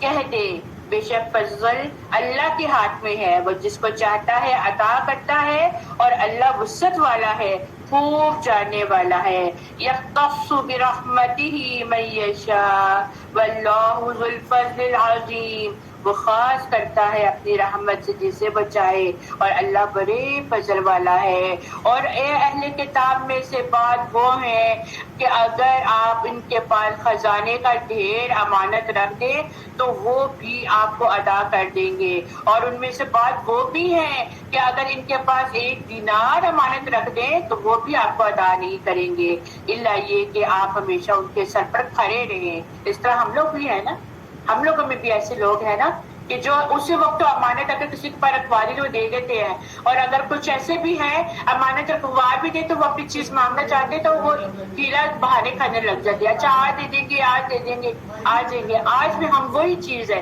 جو پہلے وقت گزر چکے، آج کے دور میں بھی وہی سب چیزیں ہو رہی ہیں۔ اب پھر کہا جاتا ہے اس لیے کہ وہ کہتے ہیں کہ ہم اربوں کی بابت کوئی گناہ نہیں، اور وہ جانتے بوجھتے اللہ پر جھوٹ باندھتے ہیں، کیوں نہیں بلکہ مواخذہ ہوگا، البتہ جو اپنا عہد پورا کرے گا اور اللہ سے ڈرے گا تو بے شک اللہ متقیوں کو پسند کرتا ہے۔ بے شک جو لوگ اللہ کا عہد اور اپنی قسمیں تھوڑی قیمت کے بدلے بیچ ڈالتے ہیں ان لوگوں کا آخرت میں کوئی حصہ نہ ہوگا، اور قیامت کے روز اللہ ان سے کلام نہیں کرے گا اور نہ ان کی طرف دیکھے، اور ان کے لیے دردناک عذاب ہے۔ اور بے شک ان میں سے ایک گروہ کتاب پڑھتے ہوئے زبان کو مروڑتا ہے تاکہ تم اسے کتاب کا حصہ سمجھو، حالانکہ وہ کتاب میں سے نہیں ہے، اور کہتے ہیں کہ اللہ کی جانب سے ہے، حالانکہ وہ اللہ کی جانب سے نہیں ہے، اور وہ جان بوجھ کر اللہ پر جھوٹ باندھتے ہیں۔ بہت خطرناک معاملہ ہے یہ کہ اللہ کے نام سے غلط بات کو منسوخ کرنا۔ سوشل میڈیا میں بھی یہ چیز ہو رہی ہے، ہم فیس بک میں یہ چیزیں دیکھتے ہیں کہ کوئی بھی چیز ہم کوٹ دے دیتے ہیں تو ہم آگے حضرت علی لکھ دیتے ہیں یا ہم اللہ کے نام سے منسوخ کر دیتے ہیں، تو یہ ایک غلط بات ہے۔ جو کتاب میں بات لکھ دی گئی ہے وہ اللہ کی طرف سے ہے، لیکن اپنی طرف سے کوئی بات ہے کہ اللہ کی نسبت کرنا یہ ایک بہت بڑا گناہ ہے اور یہ خطرے کی بات ہے۔ پھر کہا گیا کہ کسی شخص کو لائق نہیں کہ اللہ اسے کتاب اور حکمت اور نبوت عطا کرے، پھر وہ لوگوں سے کہے کہ تم اللہ کو چھوڑ کر میرے بندے بن جاؤ، بلکہ وہ کہے گا تم رب والے بن جاؤ، ربانیین بن جاؤ، تم رب والے بن جاؤ، کیونکہ تم اس کتاب کی تعلیم دیتے ہو اور خود بھی اسے پڑھتے ہو۔ بہت سے لوگ ایسے ہیں، اللہ تعالیٰ ہم لوگوں کو اس میں شامل نہ کرے۔ بہت سے لوگ ایسے ہیں جو اللہ کی کتاب کو سکھاتے ہیں اور پھر وہ کہتے ہیں کہ ہماری بات مانو، ہم جو کہہ رہے ہیں وہ بالکل ٹھیک کہہ رہے ہیں، ہم جس طرح تمہیں لے کے جا رہے ہیں وہ بالکل صحیح ہے۔ نہیں، اللہ کی کتاب میں جو بات ہے وہ حق ہے، وہ سچ ہے۔ جو اگر آپ کو کوئی غلط بات کہے اور کہ یہ اللہ کی طرف سے کوئی دلیل لا کر دو، مجھے دلائل سے بات کرو، اللہ رسول کی بات کر رہے ہو نا، مان لیتا ہوں، دلائل لے کر آؤ۔ دلیل کیا ہے؟ جب تک اگر وہ دلیل نہ لے کر آئے اس کی بات پر یقین نہ کرو۔ یہ ہمیں سکھایا جا رہا ہے، یہ ہمیں تربیت دی جا رہی ہے کہ ایسے کسی کی باتوں میں مت آؤ۔ کوئی اللہ اور رسول کے نام پہ بات کرے، پہلے تحقیق کرو آیا وہ بات سچ کر رہا ہے یا اپنے پاس سے کر رہا ہے۔ پھر آگے کیا کہا جا رہا ہے؟ اور تم گا کہ تم فرشتوں اور نبیوں کو رب بنا لو، کیا وہ تمہیں کفر کا حکم دے گا جب کہ تم مسلمان ہو چکے؟ اور یاد کرو جب اللہ نے تمام نبیوں سے عہد کیا تھا کہ جب میں تمہیں کتاب اور حکمت عطا کروں تو تمہارے پاس کوئی رسول آئے جو اس کتاب کی تصدیق کرتا ہو جو تمہارے پاس ہے، اور تمہیں اس پر ایمان لانا ہوگا اور اس کی مدد کرنی ہوگی۔ اللہ نے فرمایا کیا تم اقرار کرتے ہو اور تم اس پر میرا عہد قبول کرتے ہو؟ انہوں نے کہا قالوا اقررنا، ہم نے اقرار کیا۔ قال فاشهدوا وانا معكم من الشاهدين، اور اللہ نے فرمایا تو تم گواہ رہنا اور میں بھی تمہارے ساتھ گواہ ہوں۔ پھر اس کے بعد جو وہ منہ موڑے گا تو ایسے لوگ ہی نافرمان ہیں۔ کیا وہ لوگ اللہ کے دین کے سوا کوئی اور دین چاہتے ہیں؟ حالانکہ آسمانوں اور زمین میں جو کچھ بھی ہے وہ چاہتے اور نہ چاہتے ہوئے بھی اللہ کا فرما بردار ہے اور اسی کی طرف سب کو لوٹ کر جانا ہے۔ قل آمنا باللہ وما انزل علینا وما انزل علی ابراہیم و اسماعیل، آپ کہہ دیجئے کہ ہم اللہ پر ایمان لائے ہیں اور اس پر جو کچھ ہم پر نازل کیا گیا اور جو ابراہیم، اسماعیل، اسحاق، یعقوب اور ان کی اولاد پر نازل کیا گیا، اور ان کتابوں پر بھی جو موسیٰ، عیسیٰ اور دوسرے نبیوں کو ان کے رب کی طرف سے دی گئی ہیں، ہم ان میں سے کسی ایک کے درمیان فرق نہیں کرتے اور ہم اسی اللہ کے فرما بردار ہیں۔ جو شخص اسلام کے سوا اور دین تلاش کرے اس کا دین قبول نہ کیا جائے گا اور وہ آخرت میں نقصان پانے والا ہوگا۔ اللہ تعالیٰ ان لوگوں کو کیسے ہدایت دے گا جو اپنے ایمان لانے اور رسول کی حقانیت کی گواہی دینے اور اپنے پاس روشن دلیلیں آ جانے کے بعد کافر ہو جائے۔ اللہ تعالیٰ ایسے بے انصاف لوگوں کو راہ راست پر نہیں لاتا۔ ان کی تو یہی سزا ہے کہ ان پر اللہ تعالیٰ کی اور فرشتوں کی اور تمام لوگوں کی لعنت ہو، جس میں یہ ہمیشہ پڑے رہے۔ نہ تو ان سے عذاب ہلکا کیا جائے گا نہ انہیں مہلت دی جائے گی، مگر جب لوگ اس کے بعد توبہ اور اصلاح کر لے تو بے شک اللہ تعالیٰ بخشنے والا اور بڑا مہربان ہے۔ بے شک جو لوگ اپنے ایمان لانے کے بعد کفر کرے پھر کفر میں بڑھ جائے تو ان کی توبہ ہرگز قبول نہ کی جائے گی، یہی گمراہ لوگ ہیں۔ ہاں جو لوگ کفر کرے اور مرتے دم تک کافر رہے، ان میں سے کوئی اگر زمین بھر سونا دے دے گویا فدیہ میں ہی ہو تو بھی ہرگز قبول نہ کیا جائے گا۔ یہی لوگ ہیں جن کے لیے تکلیف دینے والا عذاب ہے اور جن کا کوئی مددگار نہیں۔ حدیث میں آتا ہے کہ اللہ سبحانہ تعالیٰ قیامت والے دن ایک ہلکے ترین عذاب والے جہنمی سے کہے گا کہ اگر تیرے پاس دنیا بھر کا سامان ہو تو کیا اس عذاب کے بدلے اسے دینا پسند کرے گا؟ وہ کہے گا ہاں۔ اللہ تعالیٰ کہیں گے میں نے تجھ سے اس سے کہیں زیادہ آسان بات کا مطالبہ کیا تھا جبکہ تم آدم کی پشت میں تھا اور میرے ساتھ شرک نہ کرنا، مگر تو شرک سے باز نہیں آیا۔ اس سے کیا معلوم ہوتا ہے کہ کافر کے لیے جہنم کا دائمی عذاب ہے۔ اس سے اگر دنیا میں کچھ اچھے کام کیے بھی ہوں گے تو وہ کفر کی وجہ سے ضائع ہو جائیں گے۔ جیسے حدیث شریف میں آتا ہے کہ عبداللہ بن جدعان کی بابت پوچھا گیا کہ وہ مہمان نواز، غریب پرور اور غلاموں کو آزاد کرنے والا تھا، کیا یہ اعمال اسے نفع دیں گے؟ نبی کریم صلی اللہ علیہ وآلہ وسلم نے فرمایا نہیں، کیونکہ اس نے ایک دن بھی اپنے رب سے اپنے گناہوں کی معافی نہیں مانگی۔ دوسری بات یہ بھی ہے کہ اگر کوئی شخص وہاں زمین بھر سونا فدیہ دے دے کہ اس کے عذاب جہنم سے وہ بچ جائے گا تو یہ بھی ممکن نہیں ہوگا۔ اول تو وہاں کسی کے پاس کچھ ہوگا ہی نہیں کہ وہ کیا کرے گا، اور اگر پھر فرض اس کے بعد دنیا بھر کے خزانے بھی ہوں اور انہیں دیکھ کر عذاب سے چھوٹ جانا چاہے تو یہ بھی نہیں ہوگا، کیونکہ اس سے وہ معاوضہ یا فدیہ ہی قبول نہیں کیا جائے گا اور نہ کوئی سفارش اس سے فائدہ دے گی۔ اس دن کوئی خرید و فروخت بھی کام نہ آئے گی اور کوئی دوست بھی کسی دوست کے کام نہ آئے گا۔ اللہ سبحانہ تعالیٰ سے دعا ہے کہ اللہ سبحانہ تعالیٰ ہمارے ہر حساب میں آسانی پیدا کر دے۔ اللہم حاسبنا حسابا یسیرا، اللہم حاسبنا حسابا یسیرا، ربنا آتنا فی الدنیا حسنۃ وفی الآخرۃ حسنۃ وقنا عذاب النار، اللہم انی اسألک من الجنة الفردوس ونعوذ بک من النار، رب ابن لی عندک بیتا فی الجنہ، رب ابن لی عندک بیتا فی الجنہ۔ یا اللہ، یا اللہ، یا میرے پیارے اللہ، یا اللہ ان ٹوٹی پوٹی کوششوں کو قبول فرما لیجیے گا۔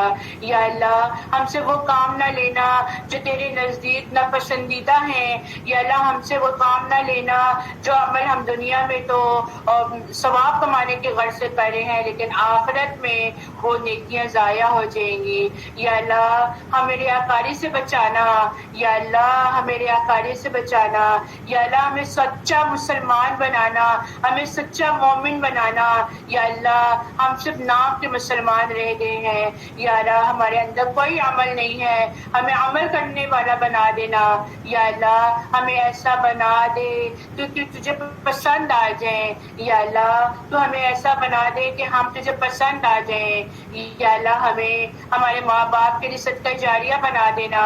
رب ارحمہما کما ربیانی صغیرا، رب ارحمہما کما ربیانی صغیرا. یا اللہ علم آنے کے بعد ہمارے دلوں کو بھٹکنے سے بچا دینا. ربنا لا تزغ قلوبنا بعد إذ هديتنا وهب لنا من لدنك رحمة إنك أنت الوهاب. سبحان ربك رب العزة عما يصفون وسلام على المرسلين والحمد لله رب العالمين. سبحانك اللهم وبحمدك نشهد أن لا إله إلا أنت ونستغفرك ونتوب إليك. وآخر دعوانا الحمد لله رب العالمين. السلام عليكم ورحمة الله وبركاته.